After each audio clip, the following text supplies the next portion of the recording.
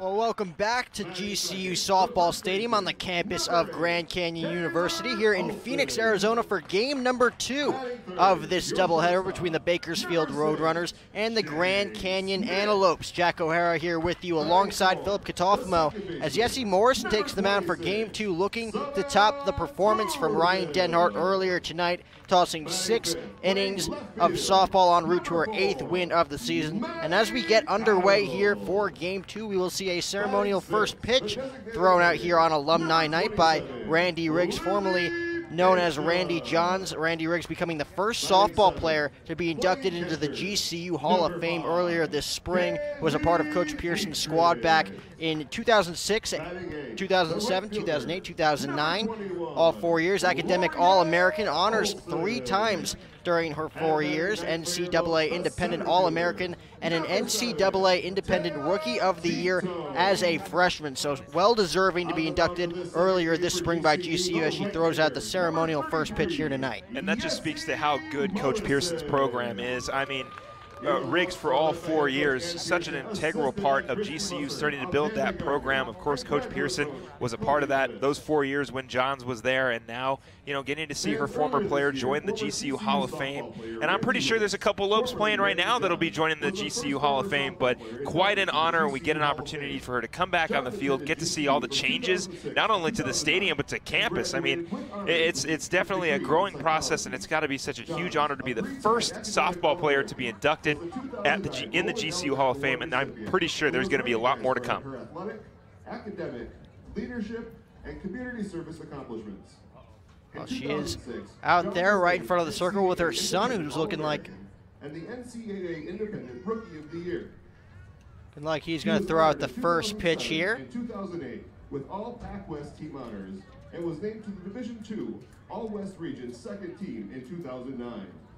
Johns ranks first in GCU program history in RBIs, home runs, doubles, and walks. Ladies and gentlemen, please welcome to the field GCU softball legend, Randy Riggs. So Riggs' son, Bo, throwing out the first pitch, just a bit outside, but hey, we don't count it up here. Won't count it down there. Count it as a strike in my book. I guess so, Phil. Yeah, so Bo throws out the first pitch. As we get set for game 2 here between the Lopes and the Roadrunners here tonight, Lopes looking to pick up the sweep on this Friday night. As Coach Pearson reminisces with Riggs right before first pitch here. And if the Lopes are going to want to take this sweep here on this Friday night against the Roadrunners, are going to have to come out in a big way here in game 2 as we take a look at tonight's 3 keys to the game. Well, first and foremost, the offense is going to need to keep going. It's going to need to get going. Only 3 runs for the Lopes. Kind of quiet after the 3rd inning as the Lopes were able to find 2 runs in the 3rd, 1 run in the 1st. After that, they were basically shut out. If they're going to get ahead of Bakersfield, they're going to need to get on. They're going to need to get hits. Savannah Torville had 2 hits, 2 RBIs. Shea Smith got a hit and had an RBI. Lopes need to get offense going quickly and get some run support for Jesse Morrison. Secondly, they're going to need to buckle down. Ryan Denhart at the back half of her start was starting to struggle a little bit. Lopes, I don't want to say they're losing focus, but CSU Bakersfield was able to take advantage, and GCU is going to really need to buckle down here and keep, if they've got a close lead like they had in the first game, they're going to need to keep their focus and continue to finish strong. And finally, the Smith sisters. They were our 3rd key in the first game. They'll be our 3rd key in this 2nd game. Shea and Sierra both having hits in game 1. They're both going to need to come up clutch. They're batting in the same spots again, and hopefully Sierra can get things going in the leadoff spot like she did in game 1. Well, we mentioned buckle down. We'll see if Jesse Morrison can buckle down in this one. Ryan Denhart, like you just mentioned, Phil, pitched beautifully all afternoon here on this Friday afternoon against the Roadrunners. 6 innings pitched, found some trouble in that top half of the 7th. Bobo came in to get the save. Lopes win it 3-2, going to try and separate themselves in a big way here tonight in game 2. Once again, pitching. Well, it's going to start and end with Yessie Morrison, who has, just like Ryan Denhart, been so good for the Lopes, coming in with a 2.01 ERA, 7 wins on the season, looking for her 8th to tie Ryan Denhart. 21 strikeouts in her 2nd season at GCU, and Yessie has really been solid for the Lopes. Yessie, like you said, coming into this one 7-4, looking to tie Ryan Denhart with her 8th win here tonight. So it looks like Yessie is ready. Amy Miller is ready. Let's do it here in Phoenix. The first pitch is swung on and missed, and we are underway. So Allie Miller, the freshman, leading things off. Sydney Curran, who led things off in game 1, down in the 9-hole playing shortstop here in game 2. Miller with just 3 RBIs on the season as she taps that one foul. A check swing on the outside corner, so the count quickly no balls and 2 strikes.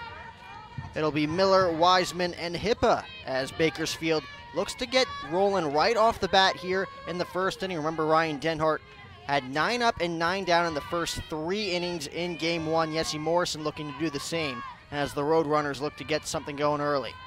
0-2 pitch. Fastball on the outside corner, count moves to a ball and 2 strikes. You know, I'm interested to see what Yessie Morrison does when she starts to have those 0-2 counts or she's ahead in the count, because at the back half of Denhart's starts, she was starting to fall behind when she was ahead, and hopefully Yessie doesn't fall into the same trap.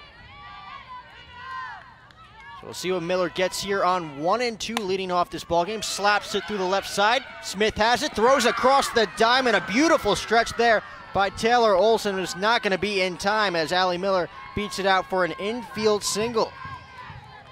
So a good way to start off the ball game for the Roadrunners, as Smith once again showing her range over there at shortstop, deep in the hole as the ball got past Sierra Smith at 3rd. Yeah, but a great job by Shea Smith to back up her sister, just not in time on that throw. Still great defense for the Lopes early on. So Kara Wiseman, the junior, will dig in as she squares the bunt, lays it down. A fair ball, throw to second is in time. A nice play made there by Kaylee Dietrich as she gets rid of the ball in a hurry to get the runner out at second base. Yeah, we had it in the first inning, or excuse me, in the first game when there was a slow roller in front of the catcher. Of course, Dietrich able to get the out this time. Last time it was a foul ball, but heads up play by Kaylee Dietrich to get the out at second.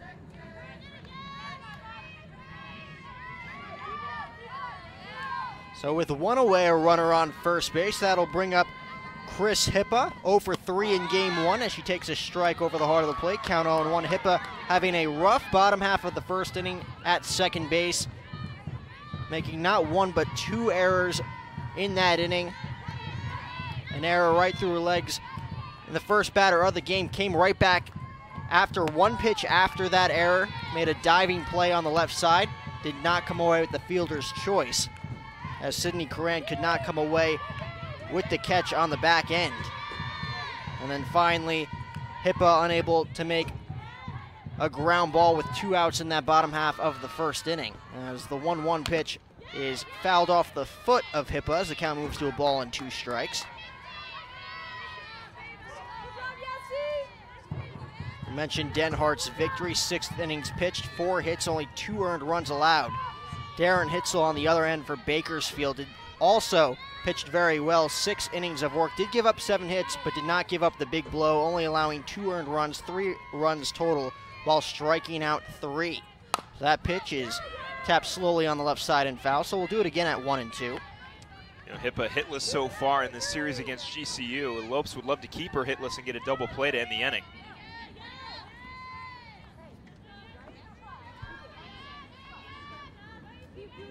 Average just at 266. Nicole Curry, the cleanup hitter, waiting on deck. So it was Allie Miller who hit, or excuse me, it was Curry who hit cleanup in game 1 as that pitch is cut on and missed. Throw down to second, not in time as it's off the glove of Shea Smith. Torville picks it up. It's a stolen base for Wiseman, as are now 2 away with a runner on second base. Well, no real damage done so far. 2 outs for Yessie Morrison. Finds herself in a little bit more trouble than Ryan Denhart did in the first game, but Yessie's a great pitcher, and I wouldn't be surprised if she gets out of this inning no problem. So Curry will dig in. It was Nicole Curry in that top half of the fourth inning in game one.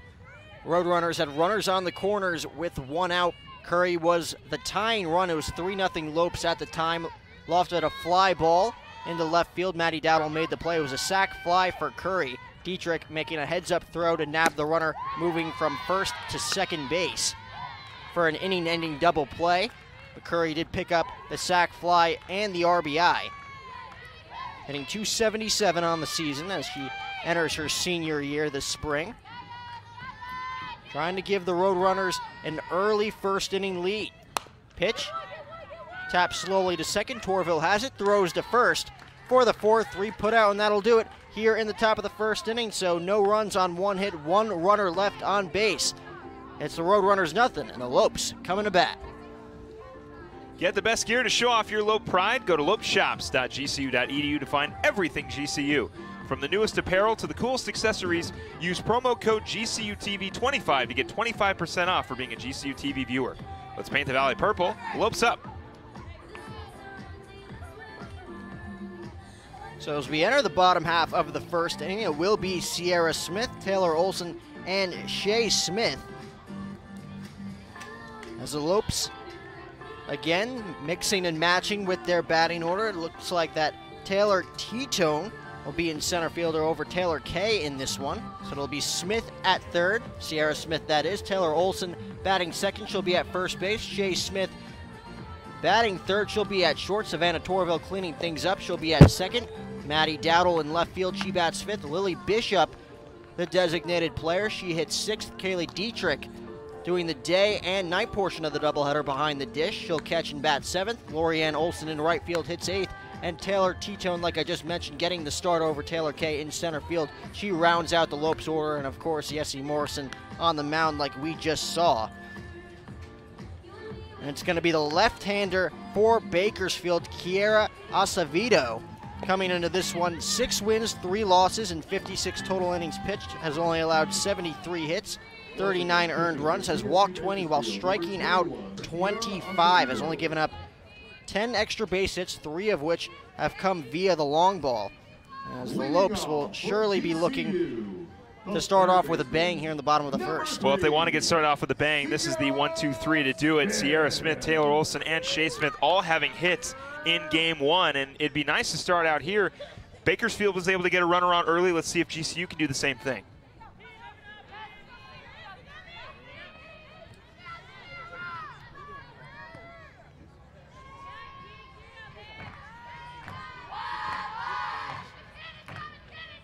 Smith digs in, and like you just mentioned, Phil, best part of the order if they want to get things going here. 333 average for Smith as she takes a fastball up in the zone for a ball, count 1-0. 333 batting average, 4 home runs, 12 RBIs. Lopes getting into it in the dugout there as they look to get on the board here in the first. 1-1 pitch is fouled straight back. Count now moves to 1 ball and 1 strike.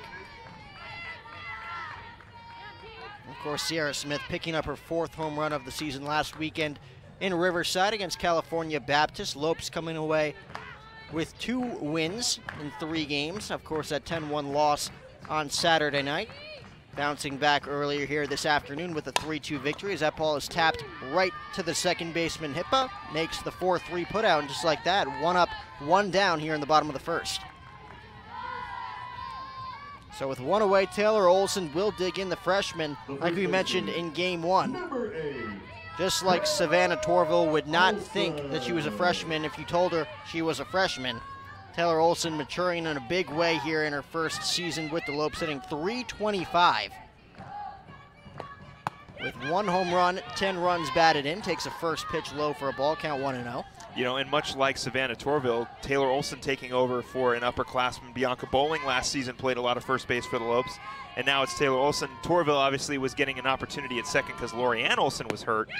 But, I mean, Taylor Olson has got such a great bat, a great glove, just like Torville. This is a solid sort of program-building bench pieces where you've got Taylor Olson and Savannah Torville. They're going to be great for a very long time.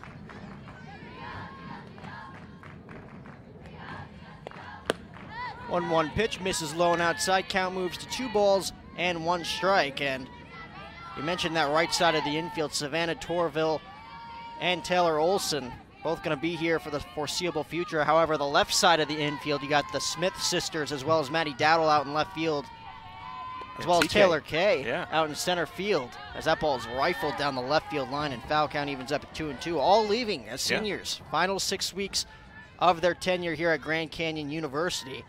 But people like Savannah Torville and Taylor Olson will surely help that void on the right side of the infield. So it'll be a 2-2 pitch here to Olson with 1 out. Fastball misses outside. Count runs full at 3 balls and 2 strikes. Lopes looking to get a runner aboard here with Shea Smith waiting on deck. Now, of course, the Lopes will have, you know, players coming in from high school and possible transfers. I mean, Gianna Nicoletti has shown a lot of great play out in right field earlier in the season. So there's some players that are ready to take the opportunity. As that pitch is lofted in the air to center field, as the play is going to be made out there for the 2nd out of the inning. So 2 up and 2 down for Acevedo. And she looks for a 1-2-3 frame here in the bottom of the 1st as Shea Smith will dig in. The shortstop, Shea Smith. Well, it's almost flip-flop. This is kind of the start that GCU had. They had the first 2 out, and then they were able to get a 1-2-3 inning. Hopefully, Shea Smith can break that trend for the Roadrunners, or GCU is going to have to get their offense going later. So here's the first pitch to Smith. Squares to bunt, pulls back, pitch outside, count 1-0. Shea coming into this at-bat hitting .402 on the season. 4 home runs, 20 runs batted in, has a slugging percentage of .590. Came away with an RBI double in the 3rd inning in game 1. Just missed connecting for her 5th home run of the season as she takes that pitch up. Count moves to 2 balls and no strikes. We'll see if she gets a hitter's pitch to hit here on 2-0. Looking for a fastball to drive here, with again the freshman Torville waiting on deck, looking to get in that bat here in the bottom of the 1st. As Acevedo delivers the 2-0 pitch, cut on and missed. Healthy hack there from Shea Smith as she swings right through that fastball. Count moves to 2-1.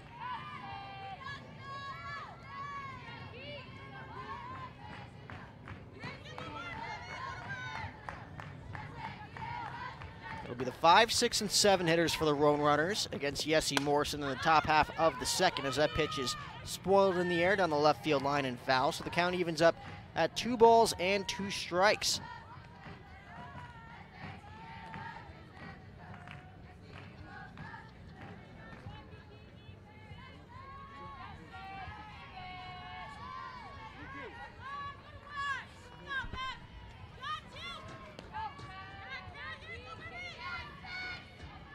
Two-two pitch, fastball on the outside corner, just misses as the count runs full at 3-2. Paige Johnson thought Acevedo had it there on 2-2 to no avail as the count now runs full. And as we see both bullpens heating up here for both the Lopes and the Roadrunners early on in this game, Avery Finch warming up for Bakersfield as Lexi Coons warms up in the Lopes bullpen as that pitch is lofted in the air to fairly deep left field.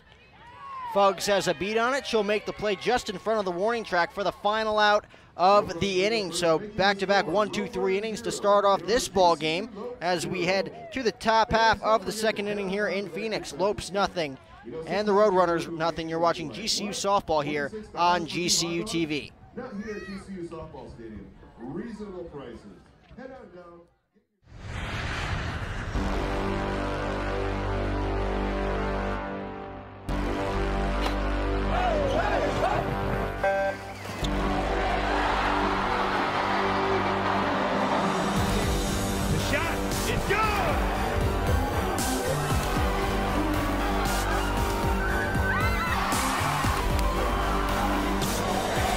Feel the thunder in the heart of Phoenix. GCULopes.com. Across the painted desert to where the mountains touch the sky. This is Sanderson Ford country, where Arizona's pride. Sanderson Ford country, built on serving you. Sanderson Ford, satisfaction in everything we do. We're Arizona's pride. Sanderson Ford. Back here on GCU TV as we enter the top half of the 2nd inning. 1-2-3 inning for the Lopes in the bottom of the first as Acevedo makes quick work of the Lopes offense. Jessie Morrison back out on the mound, and she faces the 5, 6, and 7 hitters in the Roadrunners order, starting with Paige Johnson, the third baseman. Reached base a couple of times in game 1 as she looks to reach base to start things off here against Jessie Morrison. Takes a strike on the outside corner, count 0-1. You know, we talked about buckling down. This is where Jessie Morrison would love a 1-2-3 inning, carry some momentum into the bottom half of this inning, and hopefully her offense can start get going and get a couple runs around. That pitch ripped down the third base line. Beautiful stab there from Smith across the diamond. High throw, but Taylor Olson able to keep her foot on the bag. A beautiful play made by both Sierra Smith and Taylor Olson as they pick up the 5-3 putout for out number 1. How about that backhand grab by Smith over at third and a high throw, but Taylor Olson getting up and making that great catch over at first. So a slick play on both ends of the softball there for the first out. Paige Johnson hitting the ball right on the nose there as that pitch is ripped down the left field line. If it's fair, it's gone, but it's going to hook foul.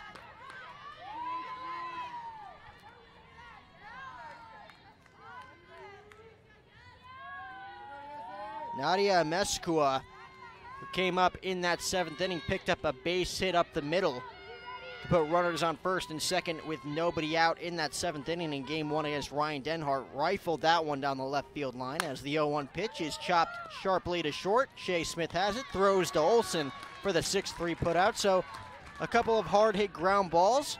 Smith sisters taking care of both of them. 2 up and 2 down here for Jessie Morrison, looking for a 1-2-3 inning here in inning number 2.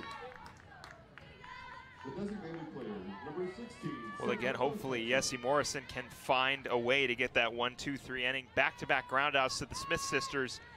And now only one more out and she'll get that 1-2-3. Samantha Petch at the plate as she'll take a fastball just a bit outside. Count moves to 1-0.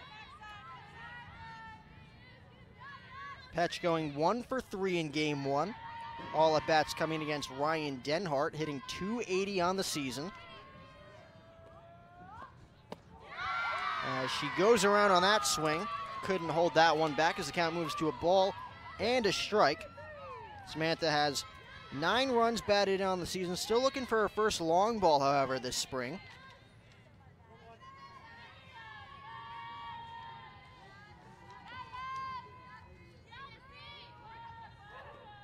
One pitch. Outside, count moves to 2-1. Morrison with a steady diet of fastballs on the outside corner here to Petch. Looking to battle back here as she falls behind in the count, 2 balls and 1 strike. And that's what Jessie's going to do. She's going to hit the corners very well with that fastball and hope to get Petch off balance. As that pitch just misses outside and the count moves to 3-1. So Morrison trying to nibble at the corners here in this at-bat with Petch. Is not getting the benefit of the doubt from the home plate umpire, looking like she's going to have to come right after Petch here with nobody on. Now she gets a sign from Dietrich, 3-1 offering. So that pitch is chopped foul in front of the plate. Count runs full at 3-2, and Petch looks to be beside herself. Got a pitch to hit there and did not take advantage of it. No, and you knew that that was coming. Morrison had to get something in the strike zone, but thankfully, to the benefit of Jessie Morrison, Petch didn't send that one into the outfield. And now Morrison with an opportunity again to get her 1-2-3 inning. 3-2 pitch is ripped to third. That one's going to get past the Smith sisters this time around and heading to left field for a 2-out base hit for Samantha Petch. So with 2 outs and a runner on first base, that'll bring up the junior left fielder, Nikayla Fuggs. Fuggs coming into this at-bat just hitting 111 with 1 RBI. She looks to get going in a big way here with 2 outs. Sierra Smith will play in at third base. Fuggs known to slap the ball the other way. And she lays off that first pitch fastball on the outside corner for a strike, count 0-1.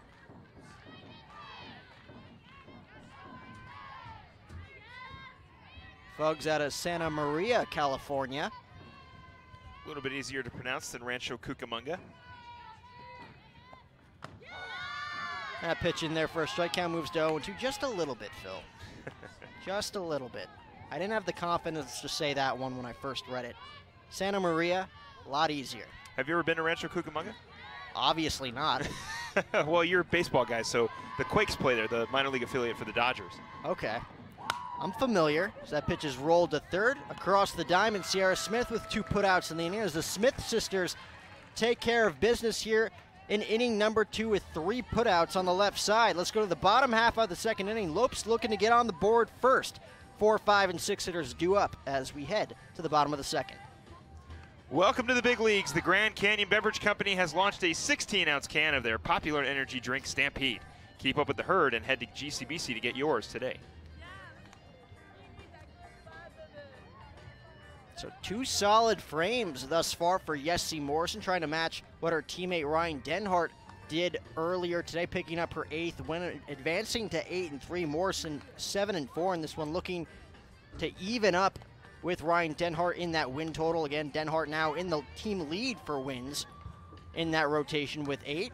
Maybe short-lived the way Yessie Morrison has thrown through the first 2 innings. Offense has to get going as Savannah Torville, Maddie Dowdle, and Lily Bishop will get a chance here against Kiera Acevedo, who retired the Lopes in order in the bottom of the first inning. And that's what I really like about Yessie Morrison, is she has found herself in a little bit of trouble these past 2 innings. Thankfully, no runs have come around. She's only given up 1 hit, but when she's found herself in jams, she's been able to get out. Of course, not as easy as a 1-2-3 inning as Ryan Denhart, who had 3 straight 1-2-3 innings in the first game. But Yessie's doing a great job staying with it and battling hard and getting outs when she needs them. And we mentioned in game 1, Ryan Denhart, 9 up, 9 down in the first 3 innings. Those 4th and 5th innings got herself into and out of trouble, and the great pitchers find a way to get themselves out of trouble. Yessie Morrison has done that in the first 2 innings with a couple of runners reaching. Lopes still looking for their first base runner, however, as Savannah Torville digs in. First pitch, takes low for a ball, 1-0. Savannah going 2 for 3 in game 1 as her average sits at .330. Again, on that right side of the infield as a freshman with Taylor Olson. Looks to lead the future here for the Lopes offense as she fouls that one off on the left side. Count 1-1. Yeah, like I said, her and Taylor Olson, along with Gianna Nicoletti. I mean, Ryan Denhart is only a sophomore. GCU will be bringing back all of their pitchers. Most of this team will be back next season, and it's very exciting for what is to continue with this program. 1-1 pitch, and it looks like it's going to be fouled off the bat of Torville. I thought it hit her hands. Well, let's see what the umpires say. They're going to say it did hit her hands, and you were right, Phil, as Torville will take first base. So a hit by pitch for Savannah Torville, as the Lopes have a runner on first base with nobody out. Well, now this is Maddie Dowdle's opportunity. GCU finally getting their first base runner. If Dowdle can bring Torville around, or at least put her into a better position, GCU can start to get ahead and hopefully stay ahead like they did in game 1. And Dowdle 0 for 3 in game 1, still looking for her first hit on the day. Average down to .287. So first base runner of the night for the Lopes coming on that hit by pitch. You know, Torville didn't exactly react as if she got hit by the pitch.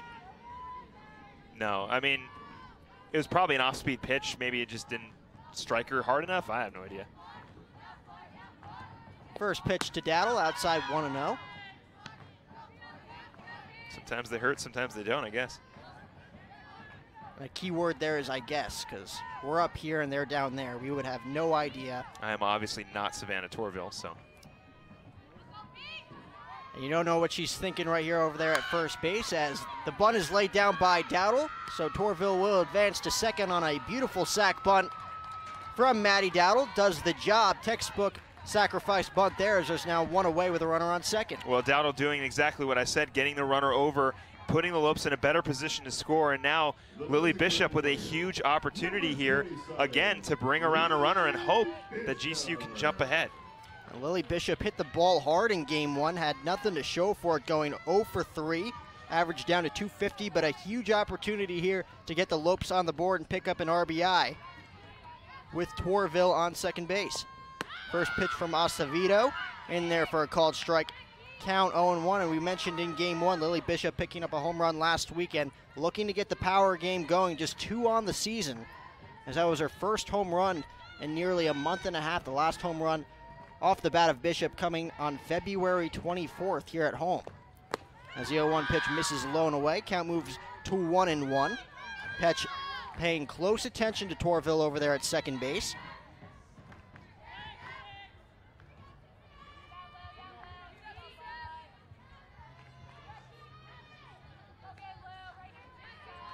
One delivery is ripped in the air to center field. Going back is a Meskua on the track at the wall. Sayonara! 2-run home run for Lily Bishop. And just like that, the Lopes take a 2-0 lead here in the second. Well, we talked about Lily Bishop's power, and she's shown it now, getting her 3rd homer of the season, and what a time to get it, to put the Lopes up early and give them the 2-0 lead. Well, asking you shall receive. Looking for that power game from Lily Bishop. Just 2 on the season, hits that one over the center field wall to the deepest part of GCU softball stadium for her 3rd home run of the spring. Now has 17 total runs batted in as the Lopes now jump out in front to a 2-0 lead here against Kiara Acevedo. So here's Kaylee Dietrich, takes a called strike, count 0-1. Dietrich going 1 for 2, average down to 216, has made a couple of heads-up plays behind home plate here defensively. As the 0-1 pitch is popped in the air on the infield ground as Karan makes the play for the 2nd out of the inning. Yeah, it seems like Dietrich definitely just got right under that one, popped it straight up. Karan, an easy play over at shortstop for out number 2. Hopefully Lorianne Olson can get something going with 2 outs. In that 3rd inning in the first game, 2 outs is where GCU was starting to score a lot of their runs, and they were able to get up early, and now with a similar lead, we'll see what Lorianne can do. First pitch slapped in the left field for a base hit. That's what Lorianne's going to do. Lorianne Olson with a base hit as that ball is bobbled out there by Fuggs, advancing to second as Olson heads up base running. As Olson will pick up the base hit, advances to second on the E7. As again, the Lopes have another runner in scoring position. We'll see if they can capitalize on that mistake by Fuggs out there in left field. Well, again, it's something about 2 outs that GCU really enjoys as Lorianne Olson gets on with 2 outs. And again, now it's Taylor T-Tone who's coming in for Taylor Kay in this game, with an opportunity to do something here with 2 outs. So T-Tone getting her opportunity here tonight as that first pitch is taken for a called strike. Snap throw to second. Olson gets back. T-Tone in just 8 at-bats this year has 1 hit, average at 125. Now she looks to drive in her first RBI as it's ripped down the 3rd base line, but foul, inches away from connecting for her first run batted in of the season, their first extra base hit, as it would have trickled down the left field line. Yeah, great swing on the bat by T-Tone there, but like you said, Jack, it just falls on the opposite side of the line. And now T-Tone with another opportunity with 2 strikes to try to get GCU on the board some more. 0-2 delivery, fastball misses low and outside, count moves to 1-2. Wiseman keeping a close eye on Olson at second base.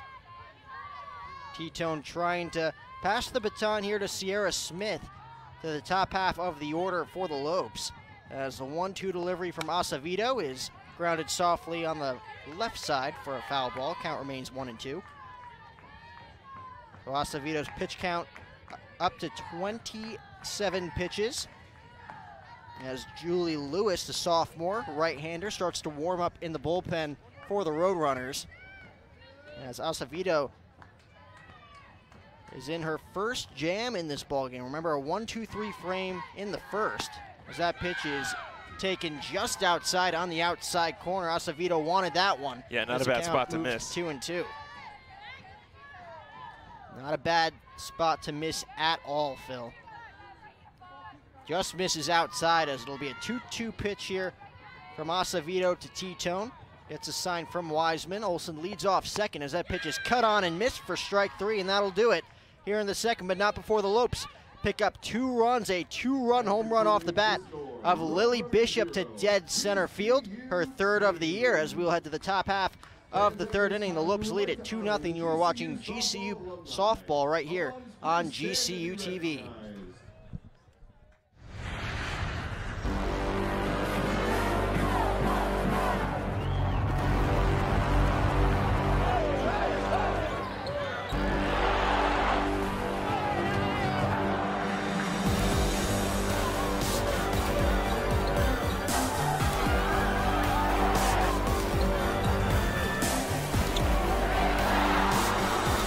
Feel the thunder in the heart of Phoenix. GCULopes.com.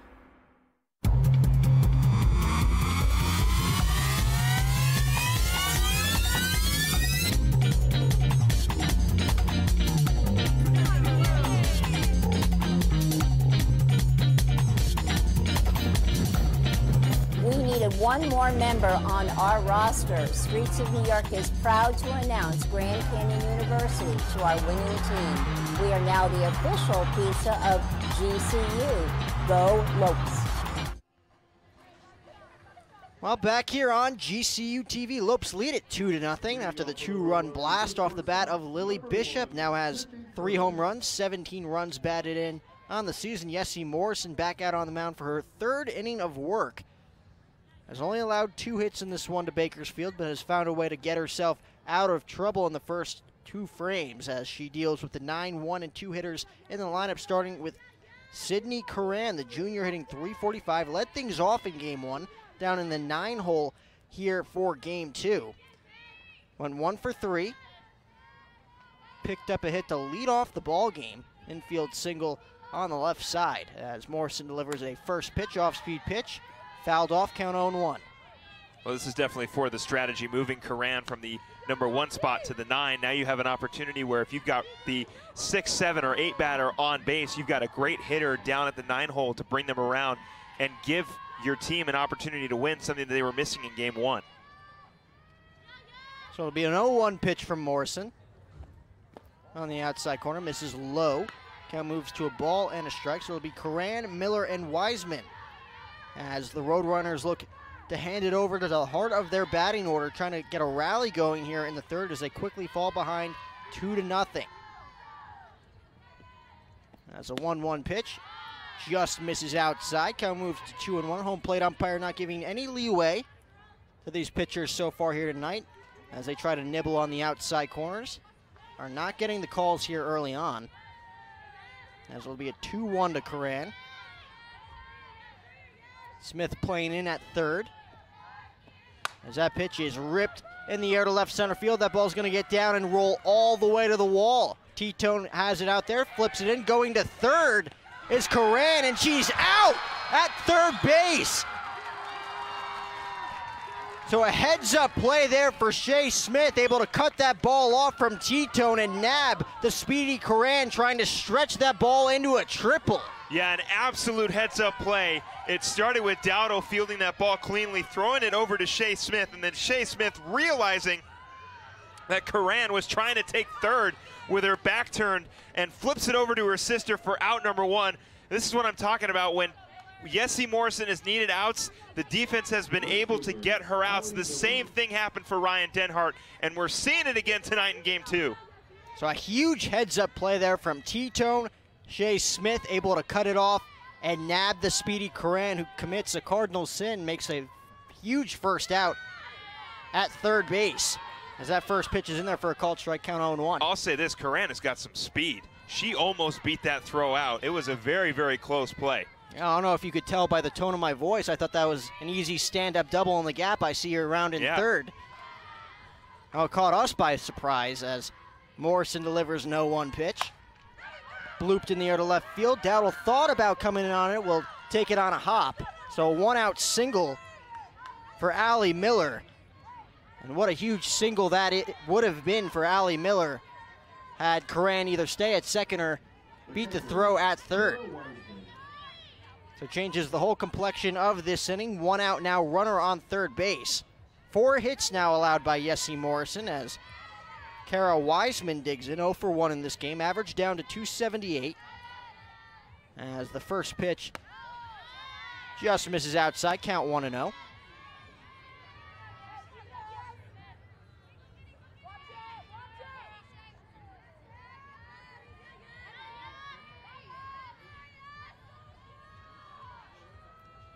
Pitch is ripped to third. A beautiful stop there from Smith. She gathers, throws across the diamond. Olsen able to keep her foot on the bag in the back end, and they got the runner in a rundown.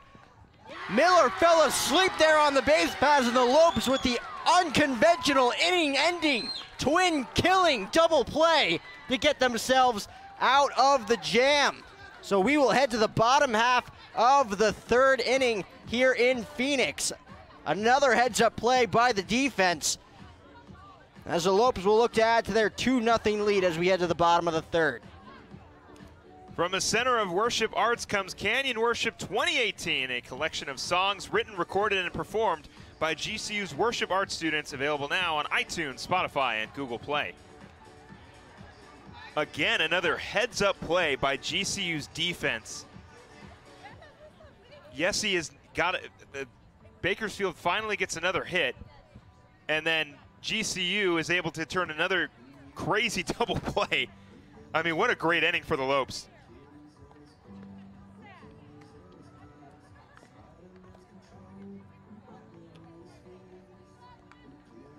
A 5-4-3-1-3 double play for the Lopes, able to get themselves out of that frame. It looks like the runner, Miller, might have thought that there was 3 outs, and she kind of started to walk back, and the Lopes were like, oh, no, wait, hang on a second. We only got 2 outs, so they were able to tag her up and get the out, but heads-up play again by the GCU defense. Of course, Sydney Coran trying to stretch a double into a triple as she laced one into the left center field gap. Brilliant throw from T-Tone as Shea Smith cut it off and nabbed the speedy Coran, trying to stretch that double into a triple, and then as we just saw, that unconventional inning-ending double play. As we head to the bottom half of the 3rd inning, it'll be the top of the order for the Lopes. Sierra Smith digging in as the Lopes look to take advantage of those base running blunders by the Roadrunners, trying to add to their 2-0 lead as bunts down, but it's going to be foul. It's going to be an 0-1 count on Smith. It'll be Smith, Olsen, and Shea Smith, as again the Lopes looking to add to their lead.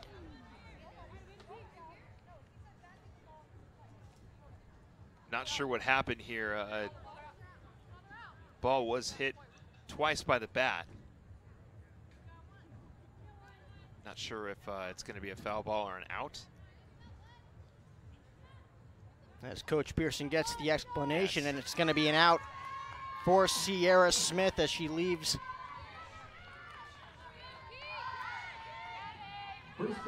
As it looks like Sierra Smith makes contact outside of the box, resulting in the first out here in the 3rd. Taylor Olsen now digs in. First pitch in there for a called strike. Count 0-1, so another new rule there in softball.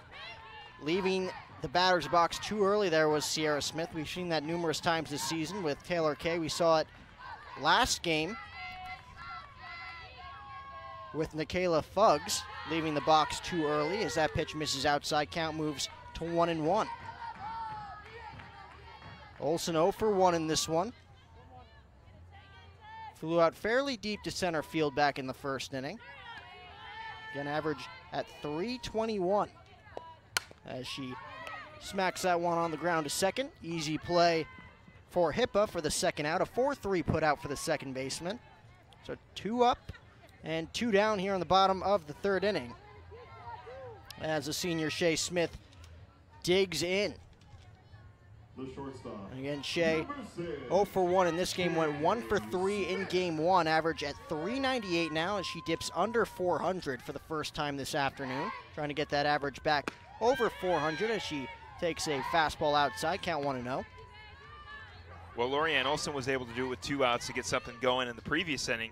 We'll see if Shea Smith can do it as well, as, like you said, her average now going down under the 400s, and hopefully she can put it back up here with a hit. 1-0 pitch is Spoiled foul on the left side. Count evens up at a ball and a strike. So through 2 2/3 innings, Kiera Acevedo has only allowed 2 hits. One of them coming off the bat of Lily Bishop in the bottom of the second inning, a 2-run home run, resulting in 2 earned runs. Has struck out 1, hasn't walked a batter yet, as the 1-1 pitch is up in the zone for a ball. Count moves to 2-1. Has thrown 37 pitches thus far.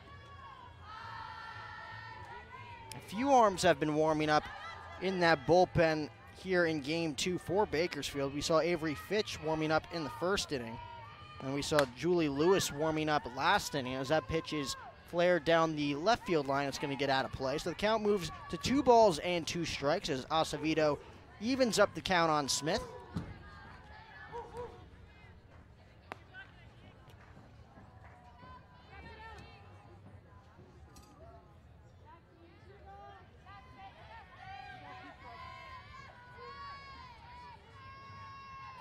Gets a sign from Wiseman, the 2-2 pitch.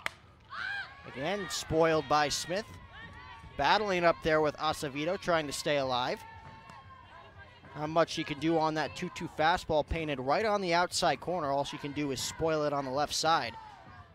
To see another pitch. Trying to get on here, Savannah Torville, waiting on deck. Reached on that hit by pitch in the bottom of the second inning. As the 2-2 pitch from Acevedo. Taps foul on the right side, and we'll do it again. So Smith putting up a fight here against the Roadrunners left-hander. And again, winners of 12 of their last 13. Lopes having a lot of fun over this last stretch, as you can see in the dugout here. Yeah, they have been playing great. Having a grand old time. Yeah, they have a lot to be happy about. Getting a very close victory in Game 1, now looking to get another victory here in Game 2. 2-2 pitch, misses outside. The count runs full on Shea Smith, putting together a quality at bat here in the bottom of the third with nobody on. Again, trying to get her batting average back over 400. Dipped down to 398 with that ground ball back in the first inning. As she smacks that one foul, as we'll see another pitch in this at bat.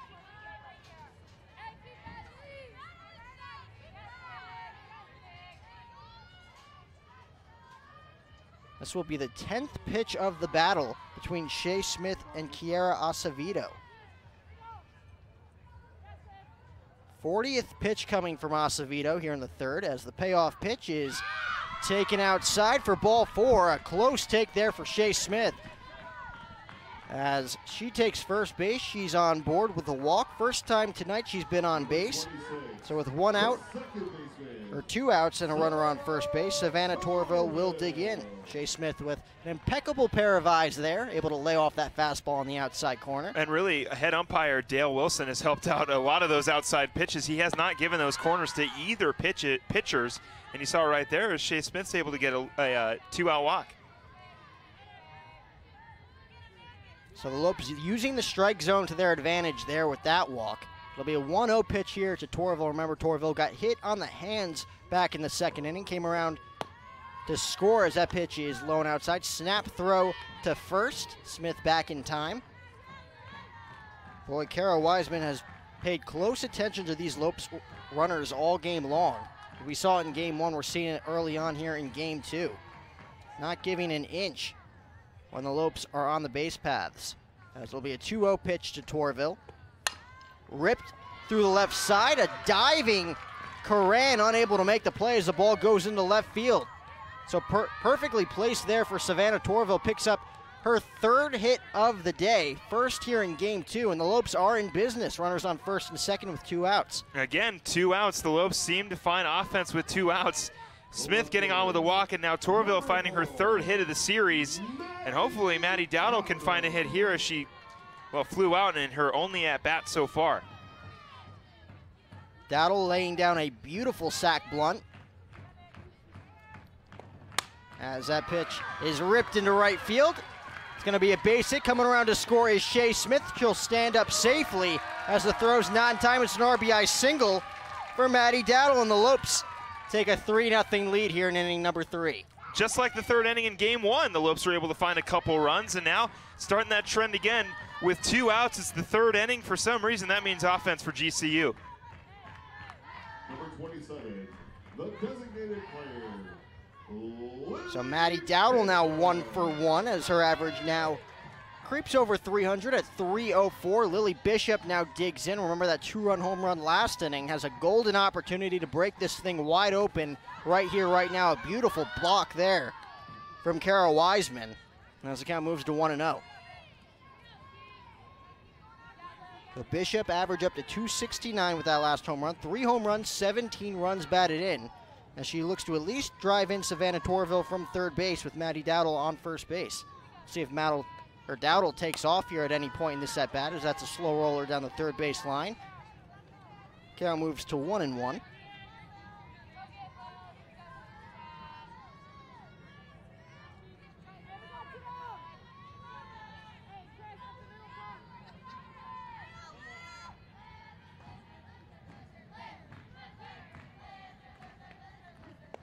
One pitch cut on and missed. A huge hack there from Lily Bishop. Trying to give the Lopes a 6-0 lead, looking to open up the floodgates. Yeah, Bishop wanted to put another one into center field on that swing. So on a 1-2 pitch, we'll see what Acevedo goes with here as Dowdle leads off at first. Not being held on as that pitch is chopped slowly to third. Paige Johnson has it, throws across the diamond for the final out of the inning. So Lopes score 1 run on 2 hits, they'll leave 2 on as we head to the top of the 4th inning here in Phoenix. It's 3-0 Lopes. You are watching GCU softball right here on GCU TV.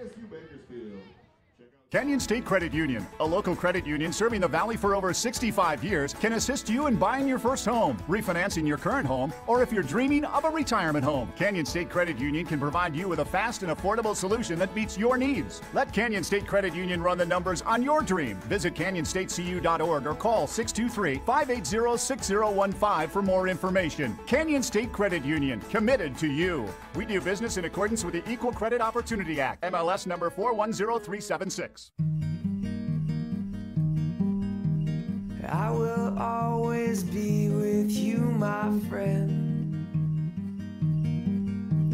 I will be with you until the end. I will always be there when you fall and help you when you need it most of all.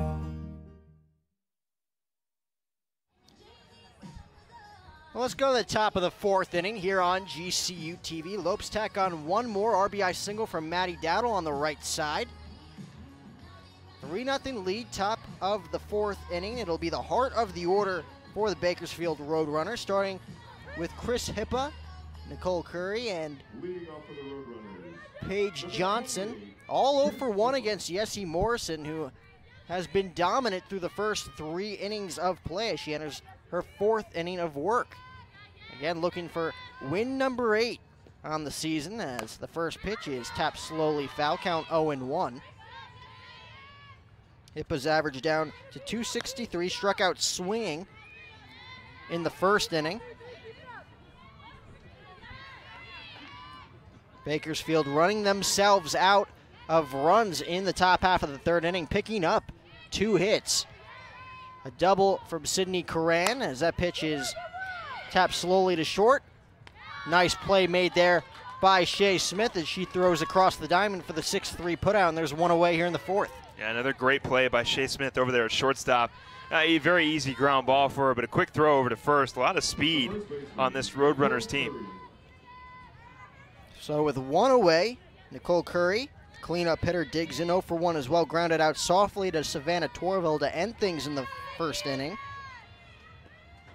Inning 274, she rips that one to Torville again. Easy play as she knocks it down, throws to first for the 4-3 putout, and just like that, 2 up, 2 down here in the top of the 4th. Well, a 1-2-3 inning would be huge for Yessie Morrison here. I mean, it would carry some momentum from that offensive 3rd inning for GCU, and hopefully, you know, they were unable to find a late runs. They were unable to find runs late in the first game, and hopefully they'll be able to do it here in the 2nd.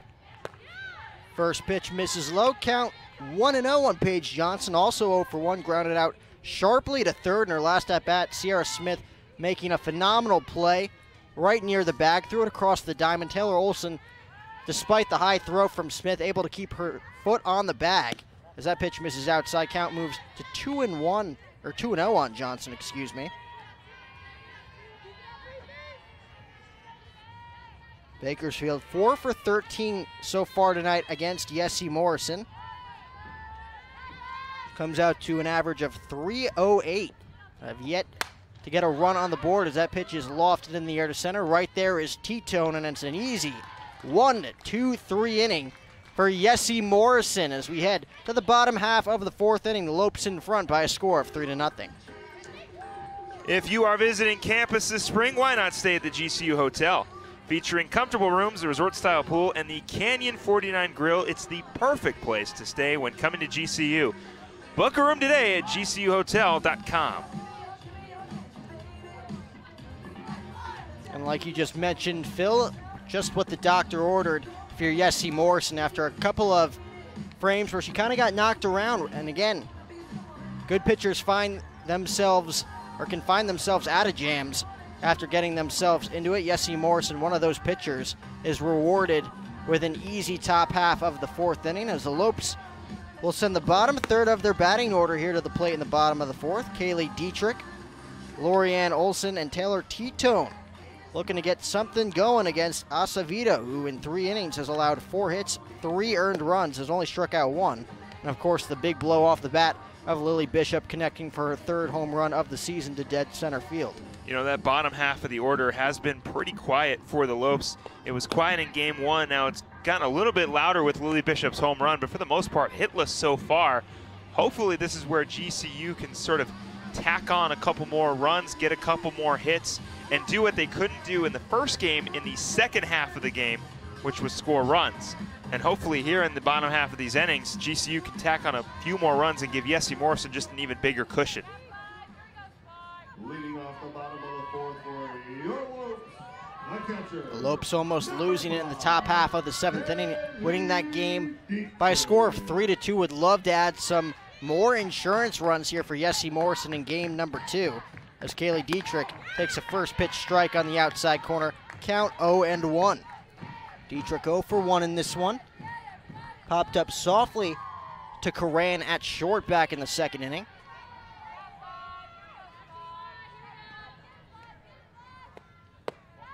As she takes that pitch low, count evens up at a ball and a strike.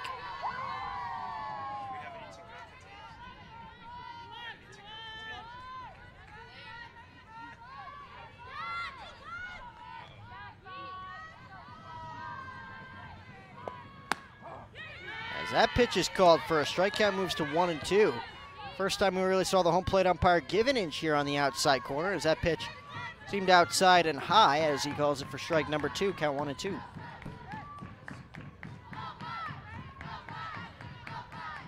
One-two pitch, left high, as Dietrich does not chase the ladder there. Count moves to 2-2.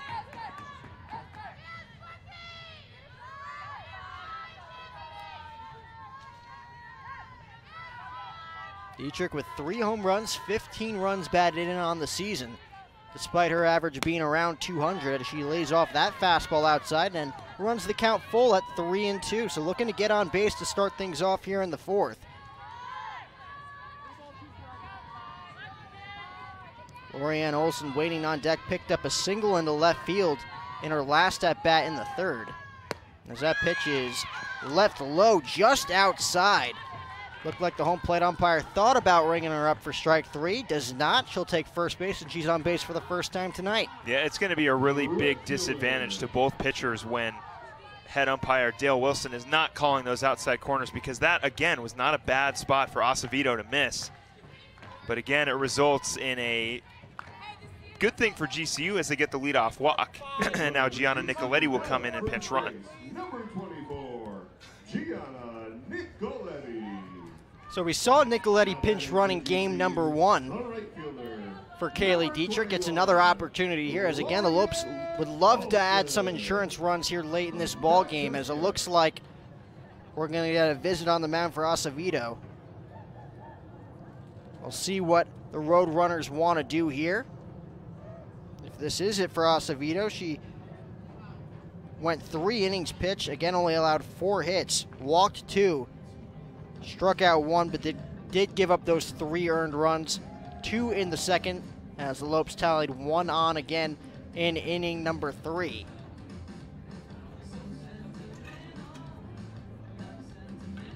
Yeah, I'd be shocked if Acevedo doesn't try to finish this game. I mean, Darren Hinsel, who gave up 2 earned runs, you know, and had six innings pitched for game 1, went an entire complete game as well, and she was working with a deficit the entire time, but was able to find outs. So I wouldn't be shocked if Acevedo tries to finish the entire game.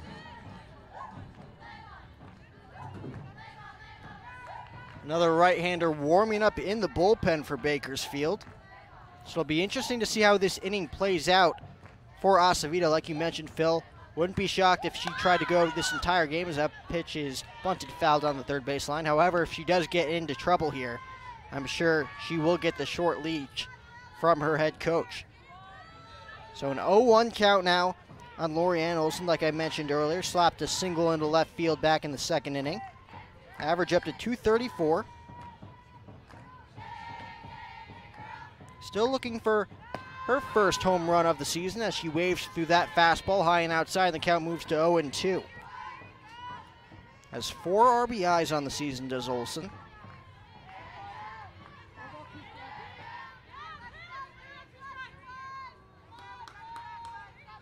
We'll see what kind of jump Gianna Nicoletti gets over there at first base. She is in to run, as that pitch is spoiled foul, so Olson able to stay alive on 0-2.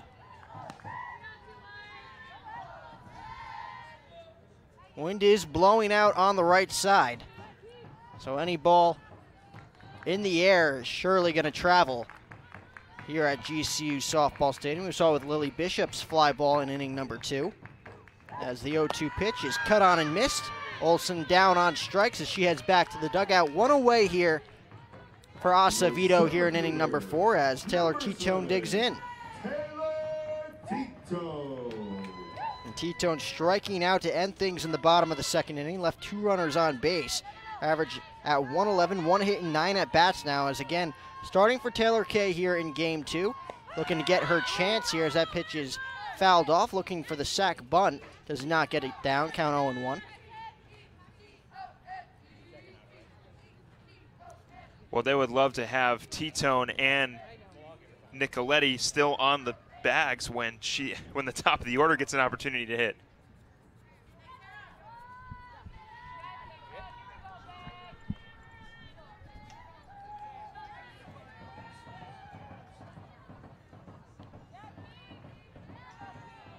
And like you mentioned, if Titone can get on here, give the Lopes 2 runners on for the top of the order, would be the best case scenario as that pitch misses up. So Titone squaring to bunt again here with 1 out and a runner on first.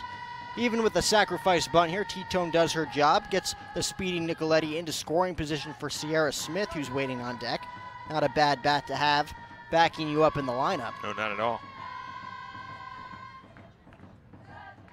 As Paige Johnson will meet with Acevedo on the mound as the umpires get together.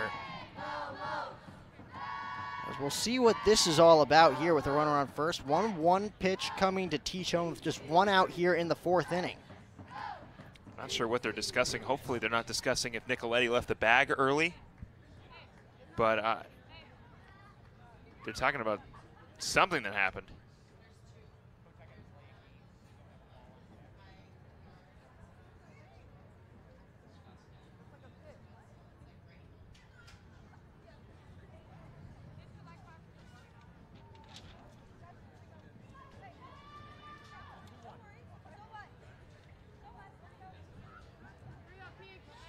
So the Roadrunners head coach Chrissy Buck Ziegler getting clarification there from the home plate umpire.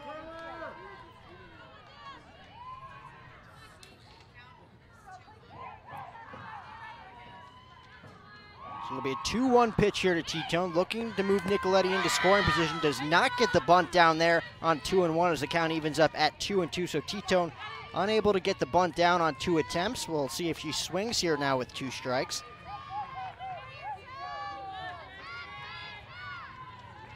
Again, against the lefty Acevedo, just trying to put the ball in play. May want to wait back here as the right side of the outfield is wide open as that pitch misses outside, and she runs the count full at 3 balls and 2 strikes.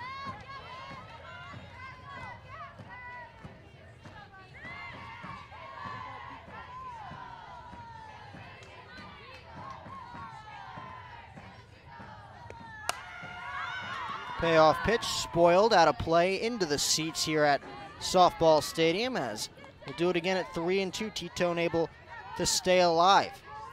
And if T-Tone can get on anyway, she can continue the Lopes striking while the iron's hot. They've scored in the past 2 innings, and she'll give Sierra Smith an opportunity to bring around 2 or maybe more. So payoff pitch left up as Nicoletti was going on the pitch. She'll stand up safely as Nicoletti takes second. T-Tone over at first base. A lot of speed on the base paths for the Lopes, as they look to get something cooking here with the top of the order. Sierra Smith will dig in for her 3rd plate appearance of the night. 0 for 2 so far in this one. Grounded out softly to second in the first. Grounded out to first back in the third. As she lifts that one in the air to fairly deep center field, going back to the wall. It's going to be off the wall, and it trickles behind Fuggs in left field. A run will score as Nicoletti scores from second. It's going to be a long RBI single for Sierra Smith. The runners had to wait to see if that ball was going to be caught. It is not. It's a long RBI single for Smith, and it's a 4-0 lead for the Lopes. Well, a great hit by Sierra Smith. What a time to get her first hit of the night. An absolute shot into left field off the wall, bringing Nicoletti around to score and extending the Lopes lead now to 4. So we saw Shea Smith connecting for an RBI double in game 1 off the center field wall. A long RBI single here for Sierra Smith as she took that ball the other way. Inches away from a 3-run home run and her 5th home run of the season. She'll settle for the long single as the Lopes now have runners on first and second with 1 out. Taylor Olson trying to join the party here in inning number 4 as she grounds that one softly to short. And a great flip there by Sydney Coran as she just tosses it to Paige Johnson for the force out at third base. Just the quick shuffle there to get the lead runner. A huge play there for Sydney Coran. Yeah, and a huge play for the runners, because now instead of Shea Smith stepping up with possible bases loaded, now she's only got runners on second and first, and they get the lead runner out at third to prevent a run. So with 2 away, Shea Smith will now dig in as she takes a fastball high and outside, 1-0. Shea had a great quality at-bat in her last at-bat in the 3rd inning. A 10-pitch at-bat, was able to work a walk, laid off a fastball that just missed on the outside corner from Acevedo. As that pitch misses outside, count moves to 2-0. So we'll see if she gets a pitch to hit here with 2 balls and no strikes. Acevedo does have room to work with. A base is open with Savannah Torville waiting on deck. As Sierra Smith leads from second, Olson from first. 2-0 pitch to Shea Smith. Outside, and the count runs to 3-0. Snap throw to second base, not in time as it trickles into center field. Not enough time for Smith to react and get up and move to third. And again, Kara Wiseman paying very close attention to these Lopes runners on the base paths. Yeah, and she's going to have to, because there's so much speed on the base paths for GCU. They're not afraid to take bags whenever they have the opportunity. 3-0 pitch to Smith. Taking all the way as it's low for ball 4. A 4-pitch walk to Smith. She's on for the 2nd time via the walk, and all ducks on the pond now for the Lopes with 2 outs as Savannah Torville looks to break this game wide open. And Torville, one of the hottest hitters for GCU. She had 2 hits in the first game with 2 RBIs. She's already got on twice so far tonight, and a big opportunity to extend GCU's lead right here. Well, the first pitch is popped up in the infield. A big swing from Torville. She gets underneath it. Paige Johnson has it, gets underneath it for the final out of the innings. So the Lopes leave the bases loaded. They do score 1 run on 1 more hit. They do leave 3 runners on base as we head to inning number 5 here on this Friday night in Phoenix. You're watching GCU softball here on GCU TV. Across the great desert to where the mountains touch the sky. This is Sanderson Ford country, where Arizona's pride. Sanderson Ford country, built on serving you. Sanderson Ford, satisfaction in everything we do. We're Arizona's pride. Sanderson Ford. I came to college to play my sport, but more importantly, to earn a degree. I'm constantly learning from those around me, my professors and peers, my coaches and teammates, and even my opponents. There's nothing better than game day, battling side by side with my teammates. The competition is what pushes me to be the best that I can be. I take pride in my community and want to ensure that I am giving back and inspiring the next generation to do the same.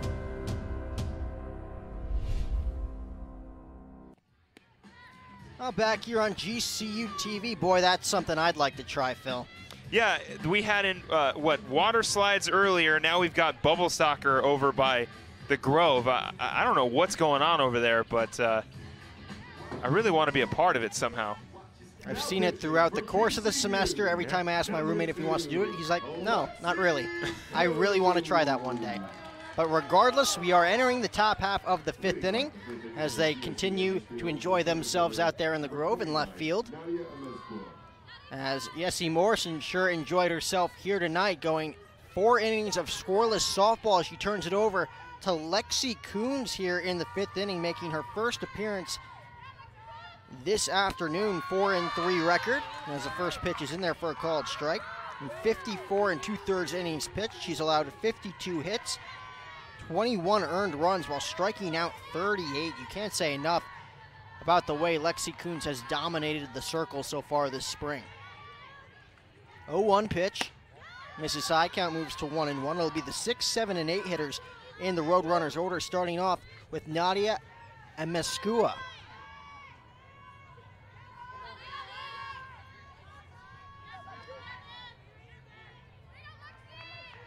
One offering.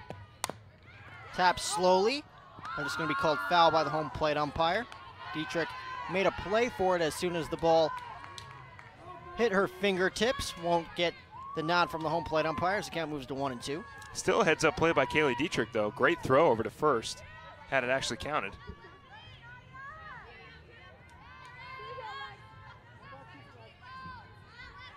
So Ameskua trying to stay alive here on the 1-2 pitch. Misses up, count moves to 2-2.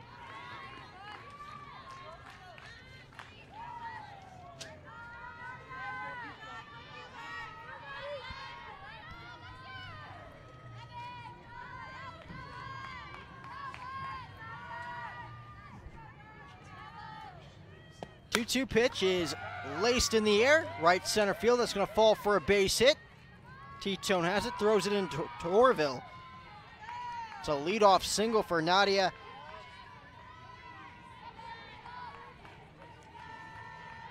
Ameskua. Well, it's a great hit by Ameskua to lead things off here for CSU Bakersfield, and now an opportunity for Petch to knock into this lead. We saw it last game. It was these bottom half innings where CSU Bakersfield liked to do a lot of their scoring, but now we've got a new pitcher on the mound with Lexi Coons.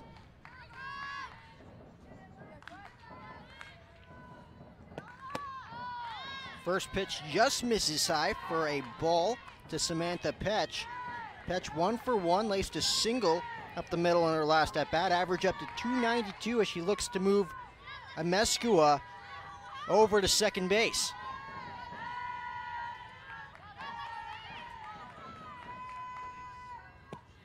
That pitch right on the outside corner. Couldn't have placed it more perfectly there as the count moves to 1-1. About time somebody gets a call on the outside corner.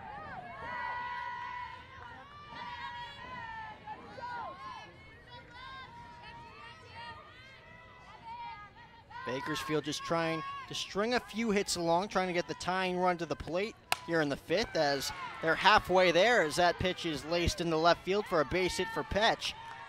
She's on for the second time, 2 for 2 tonight. As Lexi Coons finds herself in a bit of a jam now, runners on first and second, and nobody out, though. We've mentioned it before, Ryan Denhart as well as Jessie Morrison have been able to get themselves into and out of trouble. Lexi Coons is no exception to that. A great pitcher, knows how to find her way out of trouble. We'll see if she can do that right here, right now, in inning number 5 with her team up by 4. Nikayla Fuggs, average down to 108, will dig in 0 for 1 in this game. Grounded out softly to third base, back in the third inning. Now at first base, number 27, Maxine Langenberg. The senior, Maxine Langenberg, pinch running at first base. So a little speed on the base paths for the Roadrunners as they look to run themselves into a few runs here in inning number 5. Well, that was to be expected. I mean, you have an opportunity to score some runs. Anything deep in the outfield could score too. So GCU has been able to get ahead of Fuggs so far. So hopefully they can keep doing that and get some outs. Fuggs looking for the bunt, is trying to move the runners into scoring position, does not get it down, so the count quickly 0-1. So Fuggs' approach here does have great speed. If she can get a ball on the ground, can easily beat out an infield single.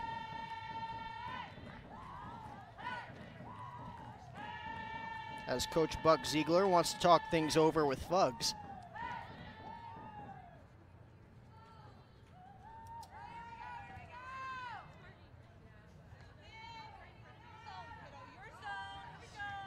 Coons with a brief meeting on the mound with Dietrich. A big at-bat in this ballgame, a big situation as well, as Bakersfield looks to break through. Have been shut out through the first 4 frames by Jessie Morrison, only allowed 5 hits. Smith plays in at the back at third, Olsen in at first. Middle infielders playing about halfway, looking for a double play ground ball as it's bunted down the third base line beautifully. A perfect sac bunt for Nikayla Fuggs. And Bakersfield is in business with runners at second and third with 1 out. Well, Fuggs doing exactly what they needed, moving those runners into scoring position, now puts CSU Bakersfield in a better opportunity to cut into this 4-run deficit. And the perfect hitter at the plate, if you're the Roadrunners, Sydney Coran, who laced a ball into left center field. Ball that got all the way to the wall, a for sure double for Coran. Tried to stretch it into a triple in her last at-bat. Got nabbed out at third base by Shea Smith, who came up throwing. Takes a fastball on the outside corner, count 1-0. Coran average at 352. And this is exactly the strategy right here, is you have runners on at the bottom half of the order. You need somebody to bring them around. This is where Coran, why she was moved down to the bottom of the order. Pitch lined softly, but foul. So Taylor Olsen comes away with that one as the ball just inches away there on the right side of the first base bag. This count evens up at a ball and a strike. Coran picking up a couple of base hits in game 1. Now has 3 hits on the afternoon as she looks to drive in a pair to at least cut the deficit in half. It'll be a 1-1 from Coons. Fastball misses low, count moves to 2-1. First base is open.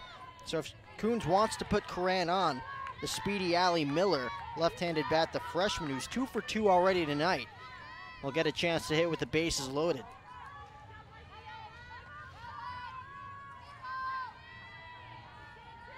Two-1 pitch. As it's ripped to first, runners stay put.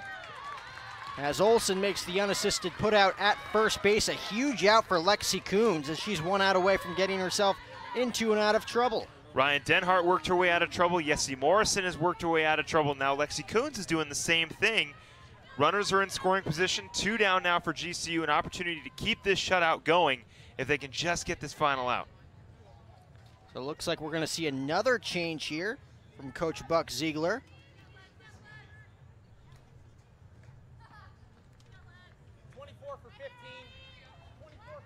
Now batting for the Roadrunners, number 24, Ariana Aceto. As it looks like it's going to be the sophomore Ariana Aceto pinch hitting here for Allie Miller. Miller going 2 for 2, getting her average up to 275. An interesting call here from Coach Buck Ziegler. We saw Aceto pinch hit in the 7th inning in game 1 first baseman for the Roadrunners. Just looking for the big blow here as that pitch is in there for a called strike, count 0-1.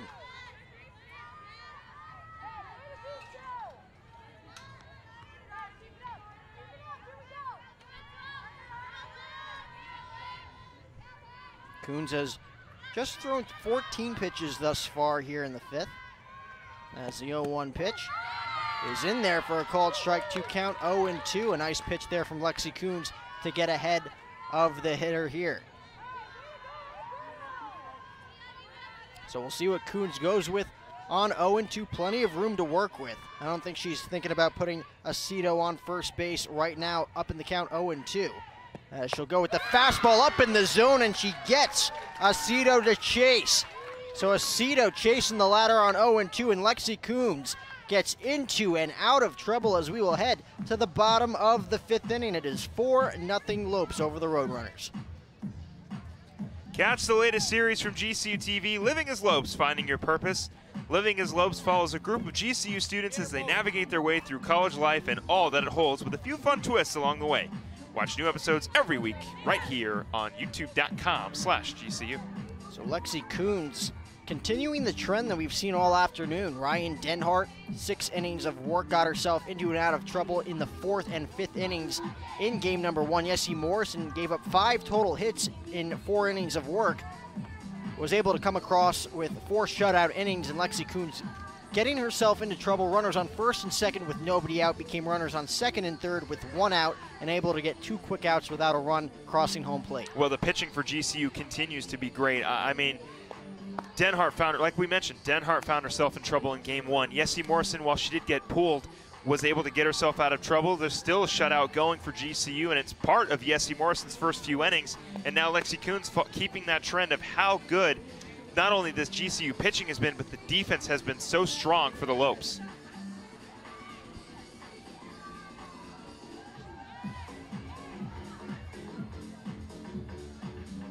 So with everything working in the Lopes' favor thus far through the first 4.5 innings in this one, looks like Kiera Acevedo back out on the mound for Bakersfield, as she will deal with the 5, 6, and 7 hitters in the Lopes order. Starting with Maddie Dowdle, 1 for 1 in this one. Picked up an RBI single in her first at-bat.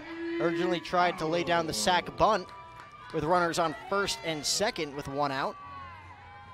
Does not get the bunt down originally, ends up swinging the bat with 1 strike as she lays off that first pitch for a ball 1-0. Laces a single into right field, scoring Sierra Smith from second to give the Lopes a 3-0 lead back in the 3rd inning.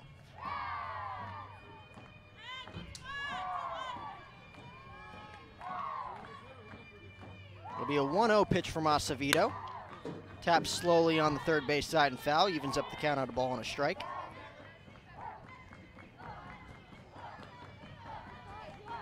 It'll be Dowdle, Bishop, and Dietrich. Again, the Lopes looking to add to their 4-run cushion here, as Lexi Coons was able to get herself out of trouble in the 5th, looks to shut things down in the 6th and in the 7th.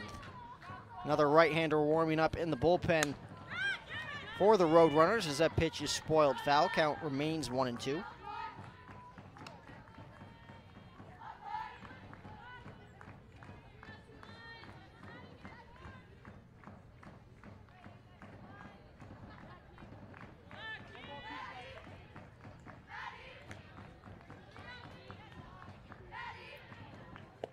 One-two pitch into left field for a base hit. So Acevedo jams Dowdle there, but she's able to find some grass out there in shallow left field. She's now 2 for 2 with a walk. On for the 3rd time in this one as she looks to come around to score, as Lily Bishop will dig in. Well, this is where GCU is going to want to keep building that cushion. They're up by 4, but here in the latter half of this game, they're going to want to just add on as many more insurance runs as they can, just to give Lexi Coons a little bit more of a cushion in case she gets a couple runners on base. So Bishop digs in with Dowdle on first. Again, the big blow in this one, the 2-run home run off the bat of Bishop in inning number 2 to dead center field, just out of the outreached glove of in dead center field. Bishop grounded out sharply to third base. Paige Johnson able to make the play with runners on first and second back in the third. As that pitch is ripped in the air to left center field, and sayonara! A laser show here tonight from Lily Bishop as she connects for her second home run of the night, and the Lopes are opening up the floodgates here in inning number 5. It's 6-0. That ball got out of here in a hurry. Yeah, laser beam is a great definition with that home run, an absolute shot into left center. Lily Bishop has got so much power. She's already got 4 home runs on the season, 1 more, and she matches her total from her freshman year at NC State, and helping putting the Lopes up even more here in the later halves of this game. I think she heard us up here talking about how you need to see more power. We saw that 1 home run last weekend. Yeah. 2 home runs here in this game. 4 home runs now has 20 total runs batted in on the season. Like you just mentioned, 1 home run away from tying her career high we saw last year at NC State. So a new pitcher on the mound here for the Roadrunners as the Lopes take a 6-0 lead. As that'll do it for Kiera Acevedo. 4 innings of work, 7 total hits, 6 earned runs, 4 walks, picked up 2 strikeouts and gave up 2 home runs to Lily Bishop as the freshman Avery Fitch comes on to pitch for Bakersfield.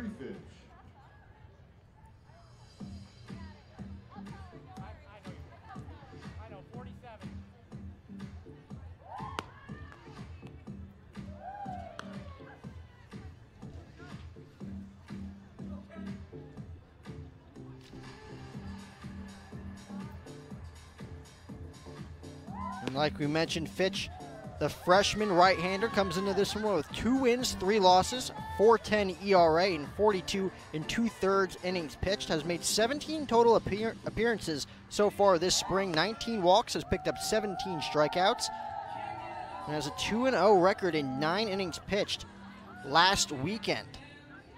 So she looks to eat up some outs here with her team down big, down by 6 runs here, with just 2 at-bats remaining for the Roadrunners, as they are going to have to get things going against Lexi Coons if they want to walk away here with the split.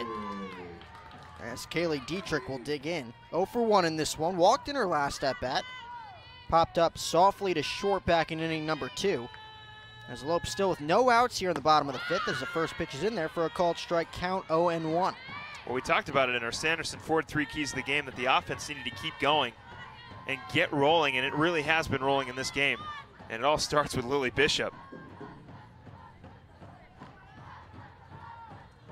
So it'll be an 0-1 to Dietrich. So that pitch is ripped to third, past a diving Johnson and into left field for a base hit. So the line continues after the 2-run home run from Bishop. A solid line drive base hit there from Dietrich. She's 1 for 2 as Lorianne Olson will dig in. Yeah, great hit right there by Kaylee Dietrich right down the line of third base. And now she'll get a pinch runner, but a great hit by Dietrich to get things going after that big home run by Bishop. The freshman Rachel Hammonds, excuse me. Rachel Hammonds pinch running at first base for Dietrich, the catcher.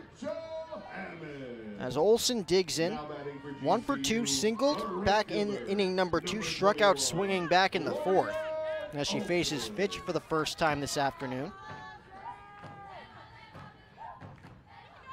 Lopes looking to continue the trend here in the 5th as that pitch misses outside, count 1-0. Remember, Dowdle started the inning with a bloop single into left field. Bishop with a laser over the left center field wall. Another deep part of this ballpark, making it look very small here in Phoenix. And Dietrich picking up the base hit through the left side as the count moves to 2-0 now on Olson.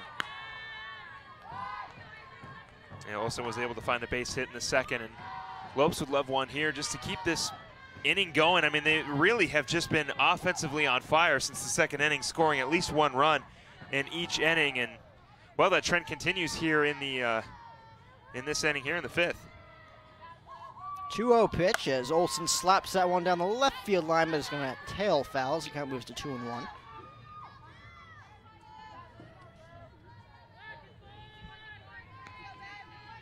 And as we've seen throughout the duration of this one, not just offensively, but defensively for the Lopes. How can you forget that top of the third inning? Lopes really paying close attention to the Roadrunners, picking up 3 hits in that inning. The Roadrunners just running themselves out of that inning. Of course, Sidney Coran trying to stretch that double into a triple, as you see the Lopes dugout here, as they are again having as most fun as you could possibly have during a softball season, winning 12 of the last 13. Yeah, and when you're up 6, you can definitely have a lot of fun. 3-1 pitch to Olsen as she rips that one up the middle, and the party continues. A base hit up the middle. Olsen's 2 for 3, and there are now runners on first and second with nobody out, as Taylor T-Tone looking to join the party. 0 for 1 in this one, 1 hit in 9 at-bats. It'll actually be Jordan Keaton stepping up, pinch hitting for Taylor T-Tone. As Coach Pearson makes the change, so it will be Jordan Keaton. Taylor T-Tone with 2 at-bats in this one.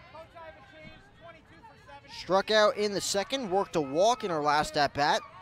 So Jordan Keaton, who's had numerous pinch hit appearances over the course of the season, will get another chance here with her team up by 6. For GCU, number 22. As she looks to at least move runners over to second and third base here with nobody out. If there is anybody who has been a constant, solid pinch hitter, it is Jordan Keaton. She was very, very clutch in that Florida State game, helping to put the Lopes up late. And right here looking to just add on to GCU's lead against CSU Bakersfield. First pitch to Keaton, swinging all the way as she fouls that one off into the seats, count 0-1.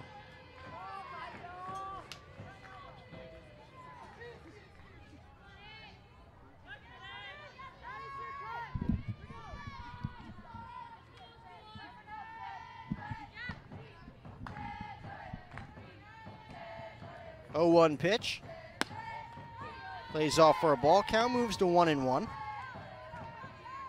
Defense playing straight up for Keaton.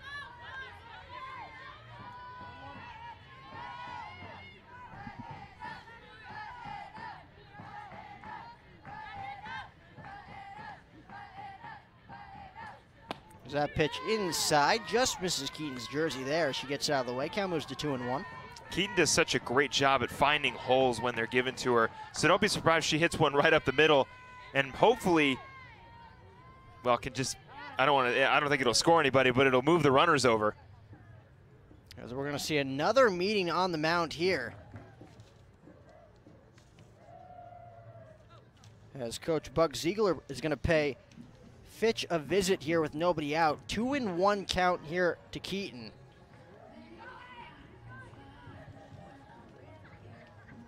Fitch has yet to find any success here in the bottom of the 5th inning after taking over for Acevedo, who again gave up her second 2-run home run to Lily Bishop here in the bottom of the 5th inning. Bishop now 2 for 3, average up to 275, now has 4 home runs and 19 runs batted in.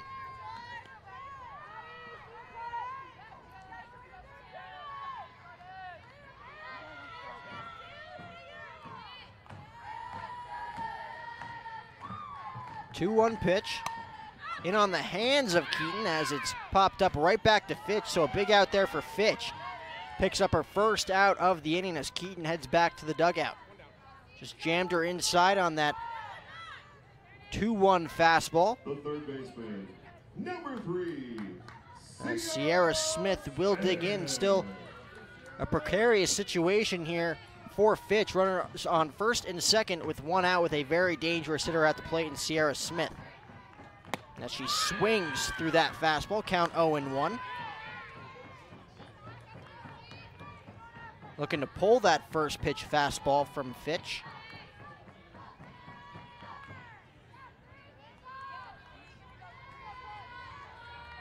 Smith 1 for 3 this afternoon. As that one's in on the hands as well. Gets into the seats. Foul count moves to no balls and 2 strikes.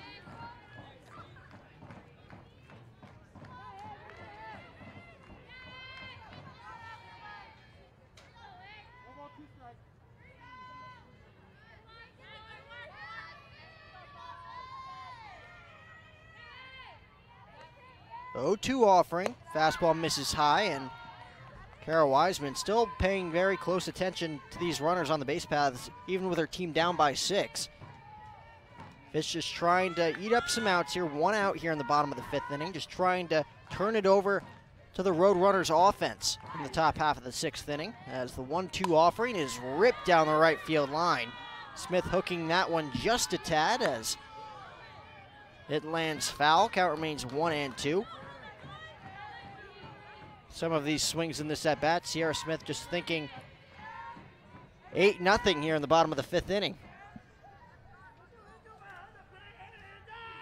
1-2 pitch, misses outside. So after a few fastballs up and in, Fitch tries to get Smith with the fastball on the outside part of the plate. She does not bite as the count moves to 2-2.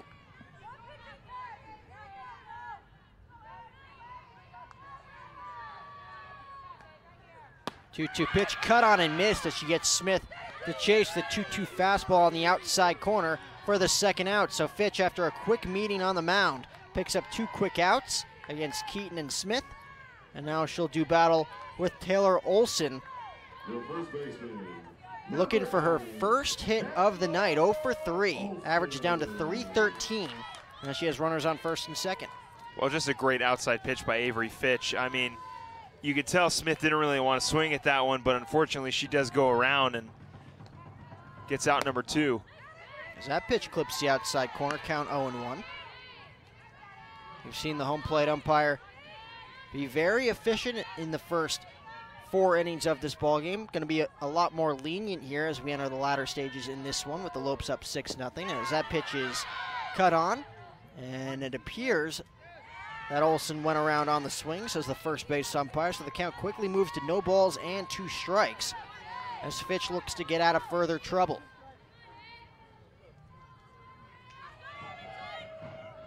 Part of the order due up in the 6th for Bakersfield. 2, 3, and 4 hitters. If Fitch can get through this jam as that pitch misses up, count moves to 1-2. It'll be Kara Wiseman, Chris Hippa, and Nicole Curry. All 0 for 2 today. Against Yessie Morrison, will face off against Lexi Coons for the first time tonight. As the runners lead off, 1-2 pitch. Misses low, count moves to 2-2 on Olson. So the Lopes offense not really giving an inch here against Fitch. Not really chasing anything outside of the strike zone.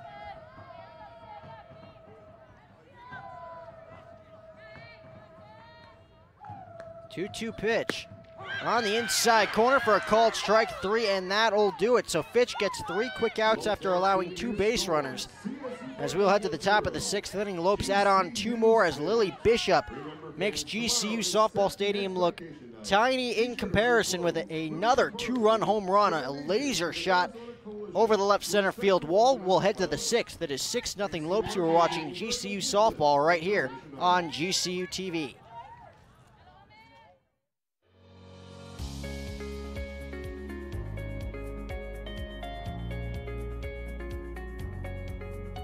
We have been the experts in clean since 1945. We help businesses keep their facilities cleaner, healthier, greener, and safer. We are passionate about what we do and are committed to making your workplace environment the cleanest and healthiest it can be.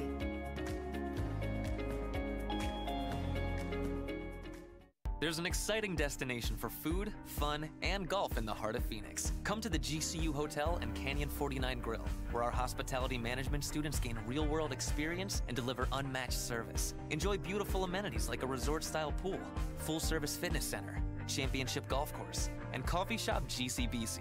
Canyon 49 Grill serves American fare all day and happy hour with a great vibe and Lopes pride. Room rates start at $89 per night. Visit GCUHotel.com today. Let's go to the 6th here on GCU TV. Lopes tack on 2 more runs. They now lead it by a score of 6-0 as Lexi Coombs back out on the mound for her 2nd inning in relief for Yessie Morrison, looking to pick up her 8th win of the spring. Coombs, of course, getting herself out of trouble. Runners on 2nd and 3rd with 1 out back in the 5th as that pitch is cut on and missed. by Kara Wiseman. Count 0-1. Wiseman 0 for 2, like I mentioned before. It averaged down to 274. Picked up a hit in game 1, looking for her second hit of the night here against the Lopes in Phoenix. It'll be Wiseman, Hippa, and Curry against Lexi Coons as that pitch is ripped down the right field line. Coming in is Lorianne Olson. She makes a diving stab at the ball but won't come away with it. A full-on great effort there from Lorianne Olson, trying to pick up the first out here in the 6th. Yeah, great hustle over there in right field by Olson, but unable to make the grab. But still, you know, great hustle on the attempt. I thought maybe she had gotten to it, but 0-2 pitch left up. Coons looking to get Wiseman to chase. Wiseman has had a very busy day behind home plate catching for the Roadrunners, has paid very close attention to the Lopes base runners all night long. She looks to get on base for her offense here, trying to pass the baton over to Chris Hippa, as she'll do exactly that as she gets the ball over the head of a leaping Savannah Torville and into right field for a base hit. So a leadoff single for Wiseman, and the Roadrunners have a runner on first base. Well, nice little bloop shot by Wiseman to get the runners their first base runner of this inning. Lexi Coons has been in trouble before, but has been able to get out almost every time. We'll see if she can do it here again and here in the 6th.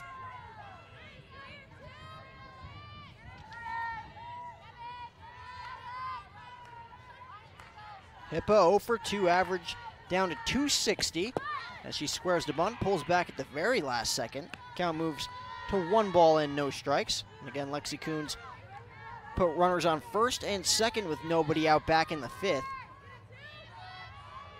After a sac bunt, moved runners over to second and third, was able to get out of it with a quick pop-up and a quick ground ball to first base.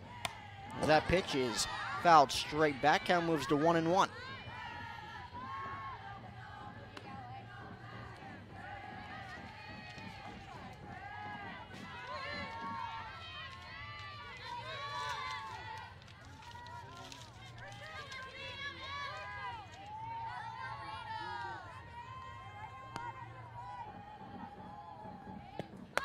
One pitch misses up and outside. Count moves to 2-1 there as Hippa again squaring to bunt.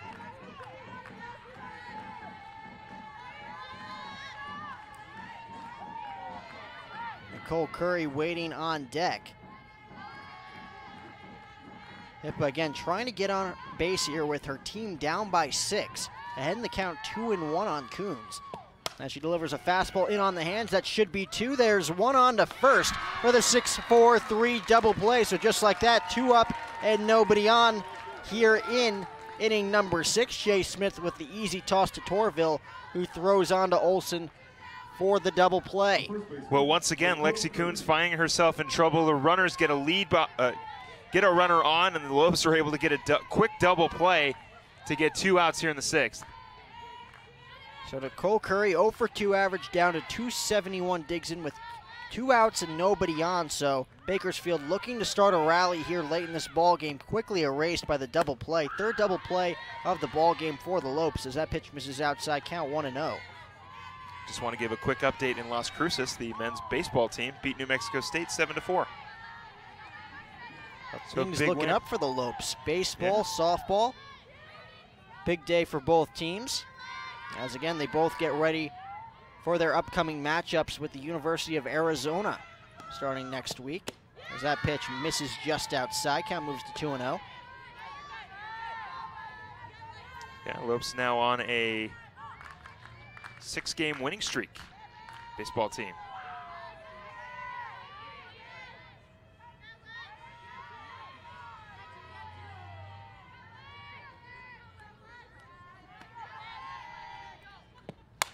Pitch, skied in the air down the left field line. Dowdle gives it a chase, but it's going to fall out of play. So the count moves to 2-1.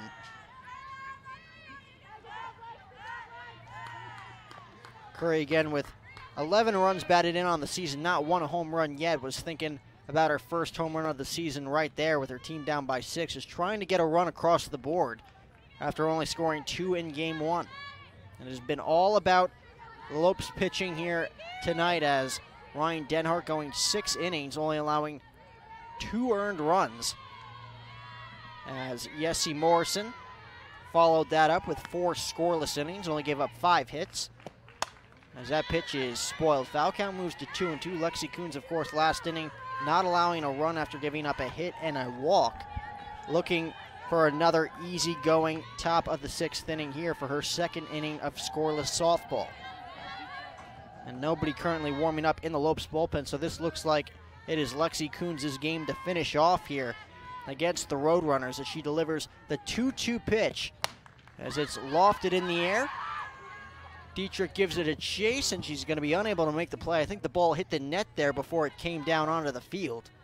So wouldn't have been an out regardless, as the count remains 2 balls and 2 strikes.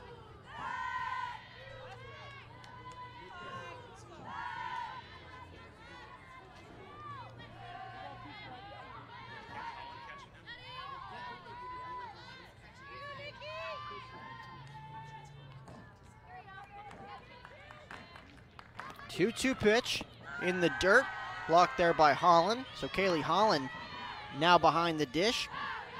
Holland balls and strikes here for Lexi Coons, taking over for Kaylee Dietrich, who had herself a day behind home plate, playing both these games in this day-night doubleheader.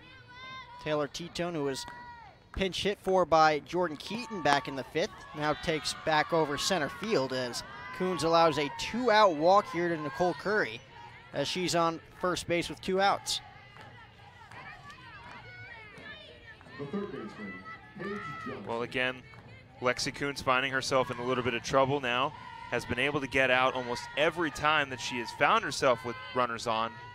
See if she can do it again, keep the shutout going.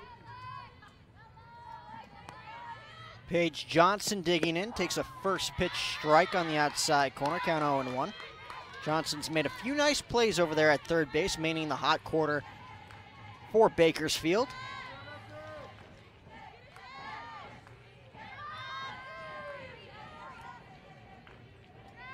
Has not had much success at the plate here tonight, 0 for 2.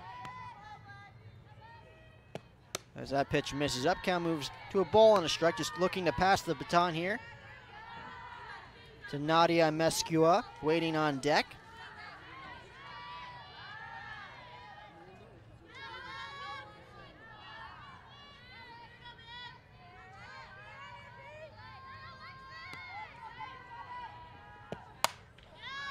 Pitch smacked foul into the seats. Count moves to 1-2 in Bakersfield with 6 hits in this one. The Lopes with 8. Lopes coming away with the big blows so far here tonight. 2 home runs on the night, of course, for Lily Bishop.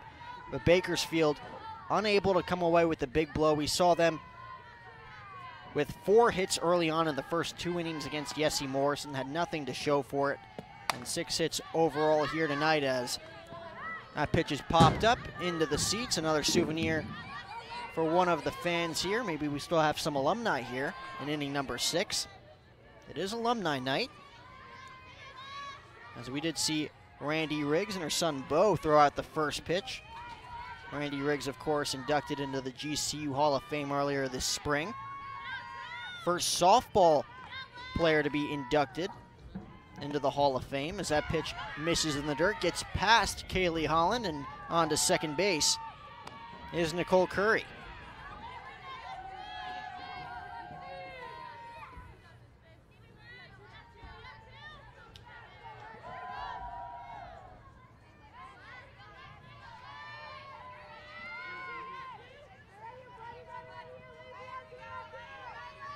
So Coons just looking to get out of the inning here with a runner on second base, with her team up by 6.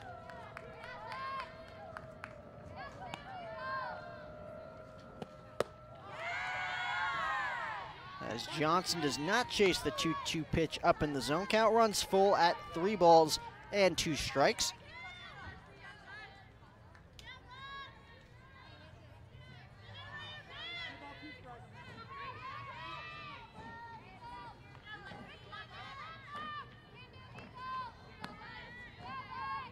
And the payoff pitch over the heart of the plate, fouled off into the seats. It looks like we're going to have another souvenir here in the crowd on the right side, just over the visitors' dugout.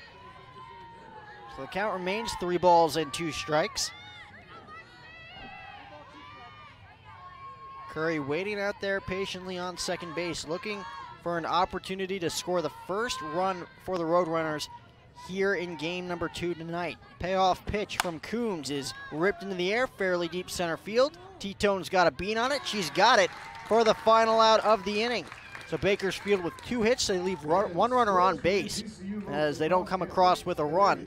As we will head to the bottom half of the 6th inning, Lopes still have a 6-0 lead here in Phoenix. It's time for the upcoming schedule, brought to you by BSN Sports, the largest provider of team sports equipment and apparel in the country. Lots of sports going on around campus. Beach volleyball has 2 matches tomorrow. The first against Mount San Antonio College at 11 a.m. Then against the University of Alabama at Birmingham at 2 p.m. Both those games will be here at the GCU beach volleyball courts, not too far away from the GCU softball stadium. Men's volleyball finish out their season against number 6 Stanford at 6 p.m. tomorrow in the Antelope Gymnasium. You and Jack O'Hara and Kyle Borg will be on the call for that one. Should be a lot of fun. Lopes coming off a huge comeback victory against BYU last night. I was there with Kyle Borg. It was a lot of fun. And finally, GCU baseball takes on Arizona Tuesday, April 9th at 6 p.m. Be sure to get out to Brazelfield to check that one out. And, of course, you can catch volleyball and baseball and softball right here on GCU TV. We have yet to start broadcasting beach volleyball, but we have in the past. But I don't think we are broadcasting the games this weekend. But best of luck to the women's beach volleyball team, as they are very, very good. Absolutely, and nonetheless to say, a big weekend coming up, of course. Tomorrow, me and Kyle on the call. Men's volleyball against Stanford, and of course you and Kyle on the call last night against BYU. That had to be a blast last night with that 3-2 win in thrilling fashion. They went down 2-1 against BYU, end up coming back to win the 5th set by a final score of 3-2. As the Lopes look to pad on to their 6-run lead here in the bottom half of the 6th inning. As will be the heart of the order, 3, 4, and 5 due up as Shea Smith digs in.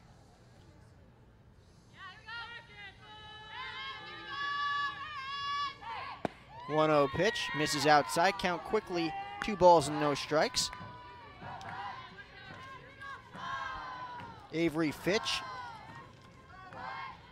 coming into this ball game in the bottom half of the 5th inning would allow runners on first and second in her first 2 batters, but got herself out of trouble with 3 quick outs.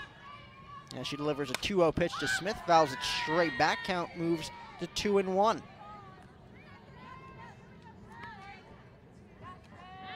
So it'll be Smith, Torville, and Dowdle. If anybody gets on, Lily Bishop will get an opportunity to connect for her 3rd home run of the night, and what a sight that would be if we got that opportunity here tonight. After Lily Bishop coming into the weekend with 2 home runs on the season. Currently has 4 now as that pitch misses outside. Count moves to 3-1 on Smith. Trying to get on for the 5th time here this afternoon.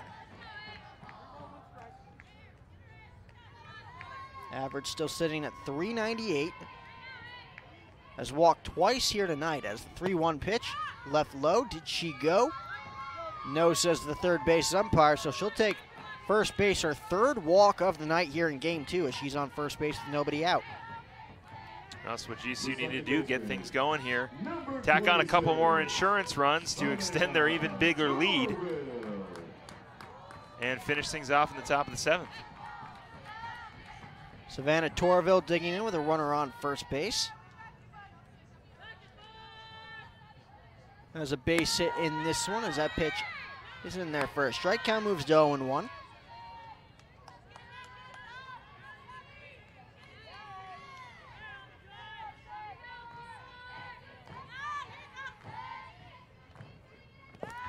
That pitch misses low in the dirt. Going to second is Smith.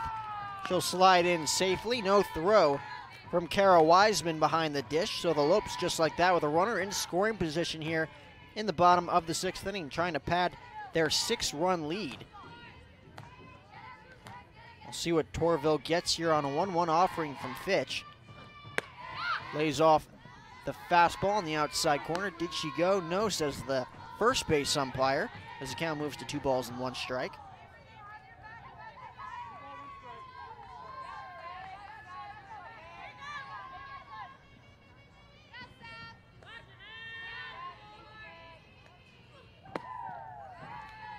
Lone inside, snap throw to second. Wiseman still doing her job behind home plate, down by 6 here in the bottom of the 6th inning. Really paying close attention to these runners as they strand a little too far off the bag. Just keeping them honest over there on the base paths. 3-1 pitch to Torville. Lofted in the air, third base side. Paige Johnson has it in foul territory as she makes the play. Torville will head back to the dugout as there's 1 away here in the bottom of the 6th.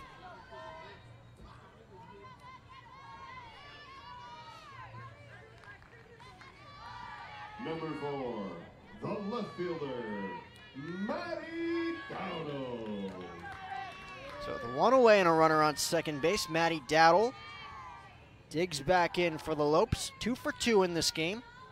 Has reached base in all 3 plate appearances. Walked in the first, a pair of singles in her last 2 at-bats. Laced an RBI single into right field back in the bottom of the 3rd inning. Scored Sierra Smith from second to give the Lopes a 3-0 lead at the time.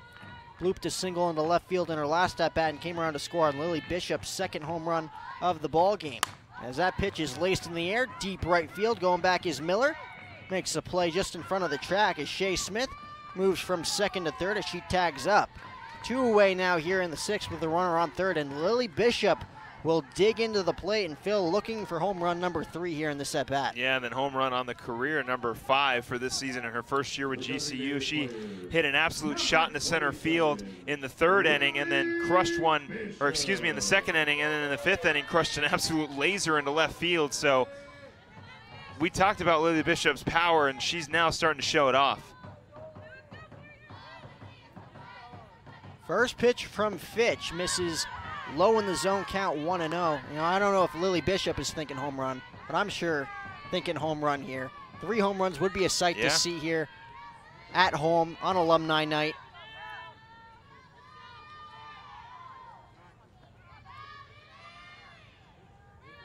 As we're going to see a quick visit on the mound here from Wiseman, who wants to talk things over with Fitch.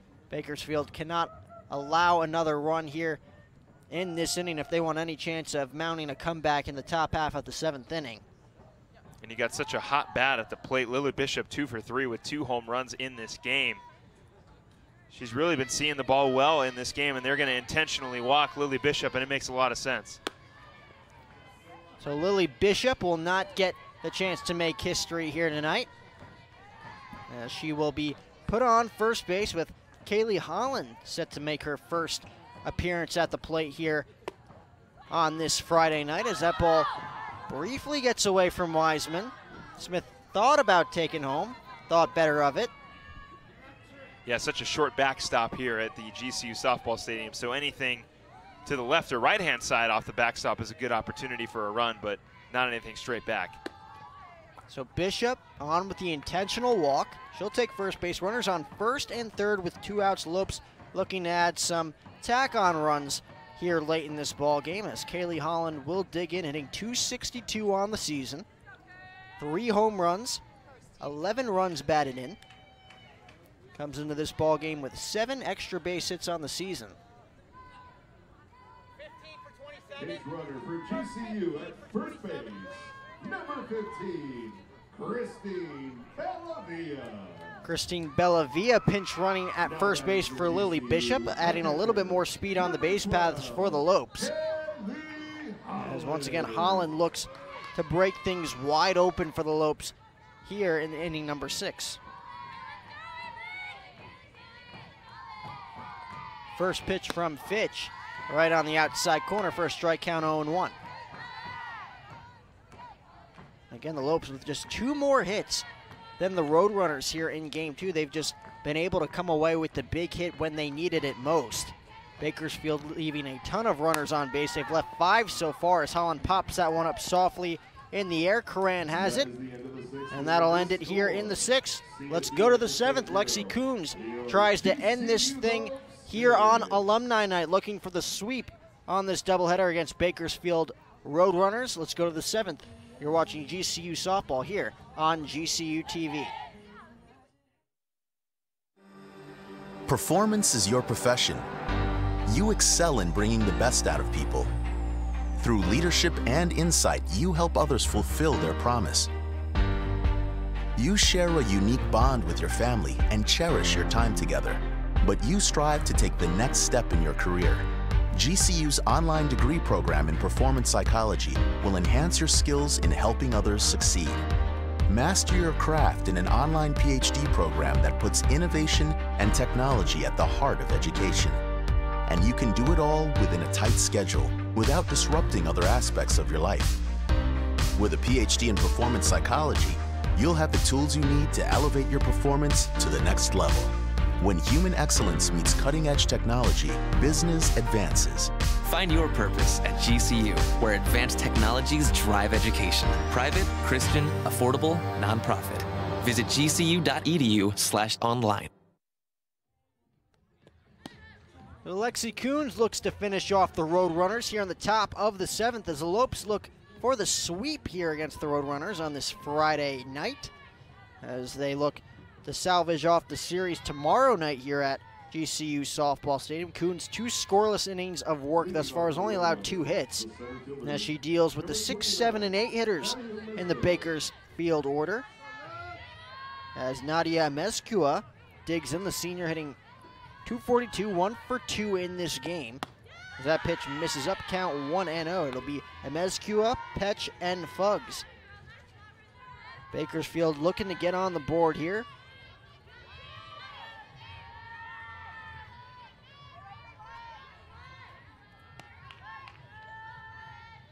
There's a 1-0 pitch. Taps slowly to Smith. Going to be a tough play. Throws across the diamond and makes the play and gets the speedy Mezcua for the 6-3 put out, and there's quickly one away.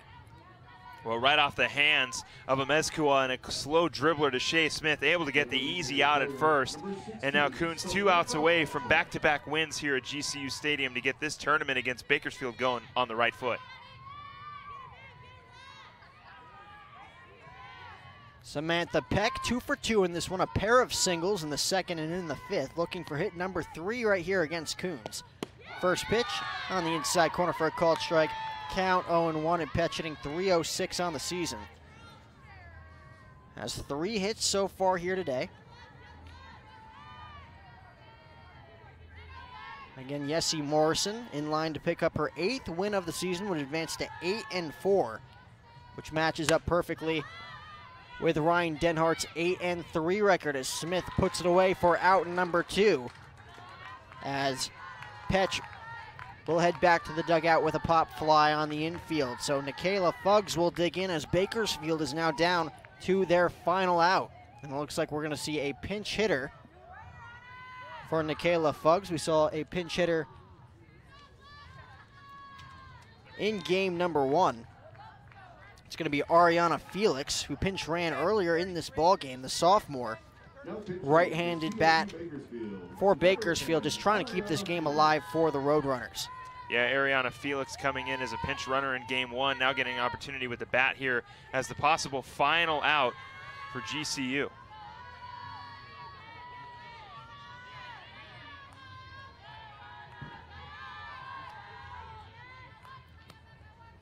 First pitch, and she will keep the game alive as she's plunked on the first pitch by Coons. And she'll take first base, and that'll give Sydney Curran, the junior, another opportunity to swing the bat here in the 7th.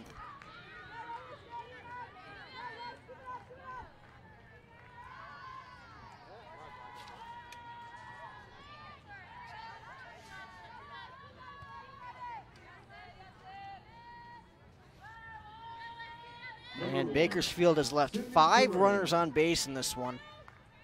Have not come up big when it mattered the most. Runners on 2nd and 3rd back in the 5th inning against Coons with 1 out. Coons able to get herself out of the jam.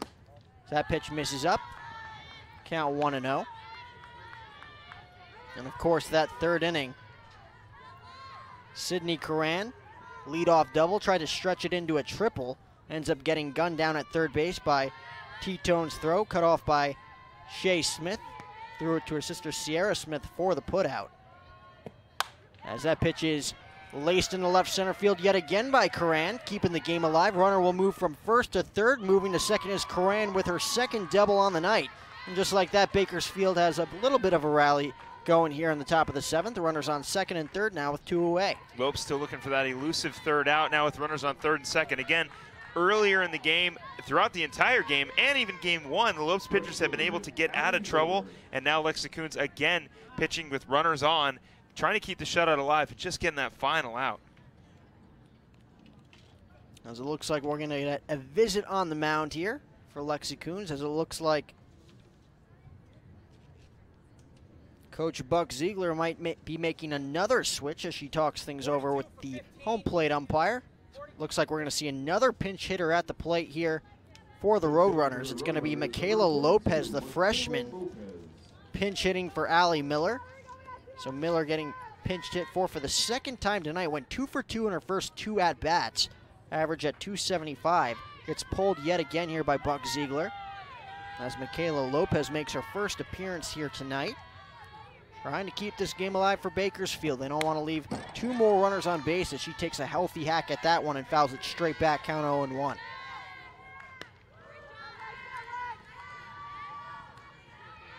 In 18 at-bats, Lopez has 7 runs batted in, has struck out 7 times, 2 extra base hits, just 4 hits. As the 0-1 offering from Coons. It's cut on and missed, strike 2, and the Bakersfield Roadrunners are down to their final strike. So Coons coming right after Lopez here, up by 6, has a comfortable cushion here with her 6-run lead. Can give in to Lopez here on 0-2, and she does, and the pitch is left up. Count moves to 1-2. Lopez trying to pass the baton to Kara Wiseman, waiting on deck, 1 for 3 in this one.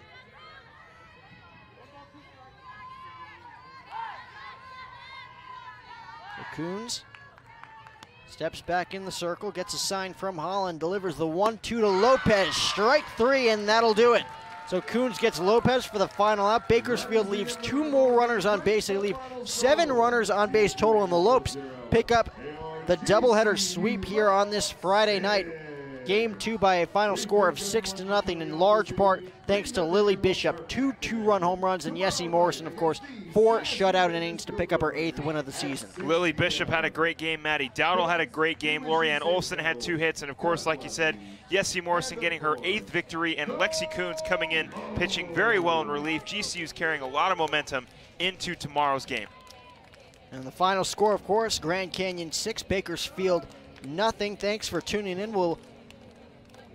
The Lopes are going to be back in action for the last game of their series against Bakersfield tomorrow night at 6 p.m. for the 3rd game of this 3-game set. Be sure to follow Grand Canyon University on Twitter, Facebook, and Instagram, and don't forget to subscribe to our YouTube channel at youtube.com/GCU. On behalf of GCU TV, alongside Philip Katofmo, I'm Jack O'Hara saying sayonara and have a great night, and as always, go Lopes.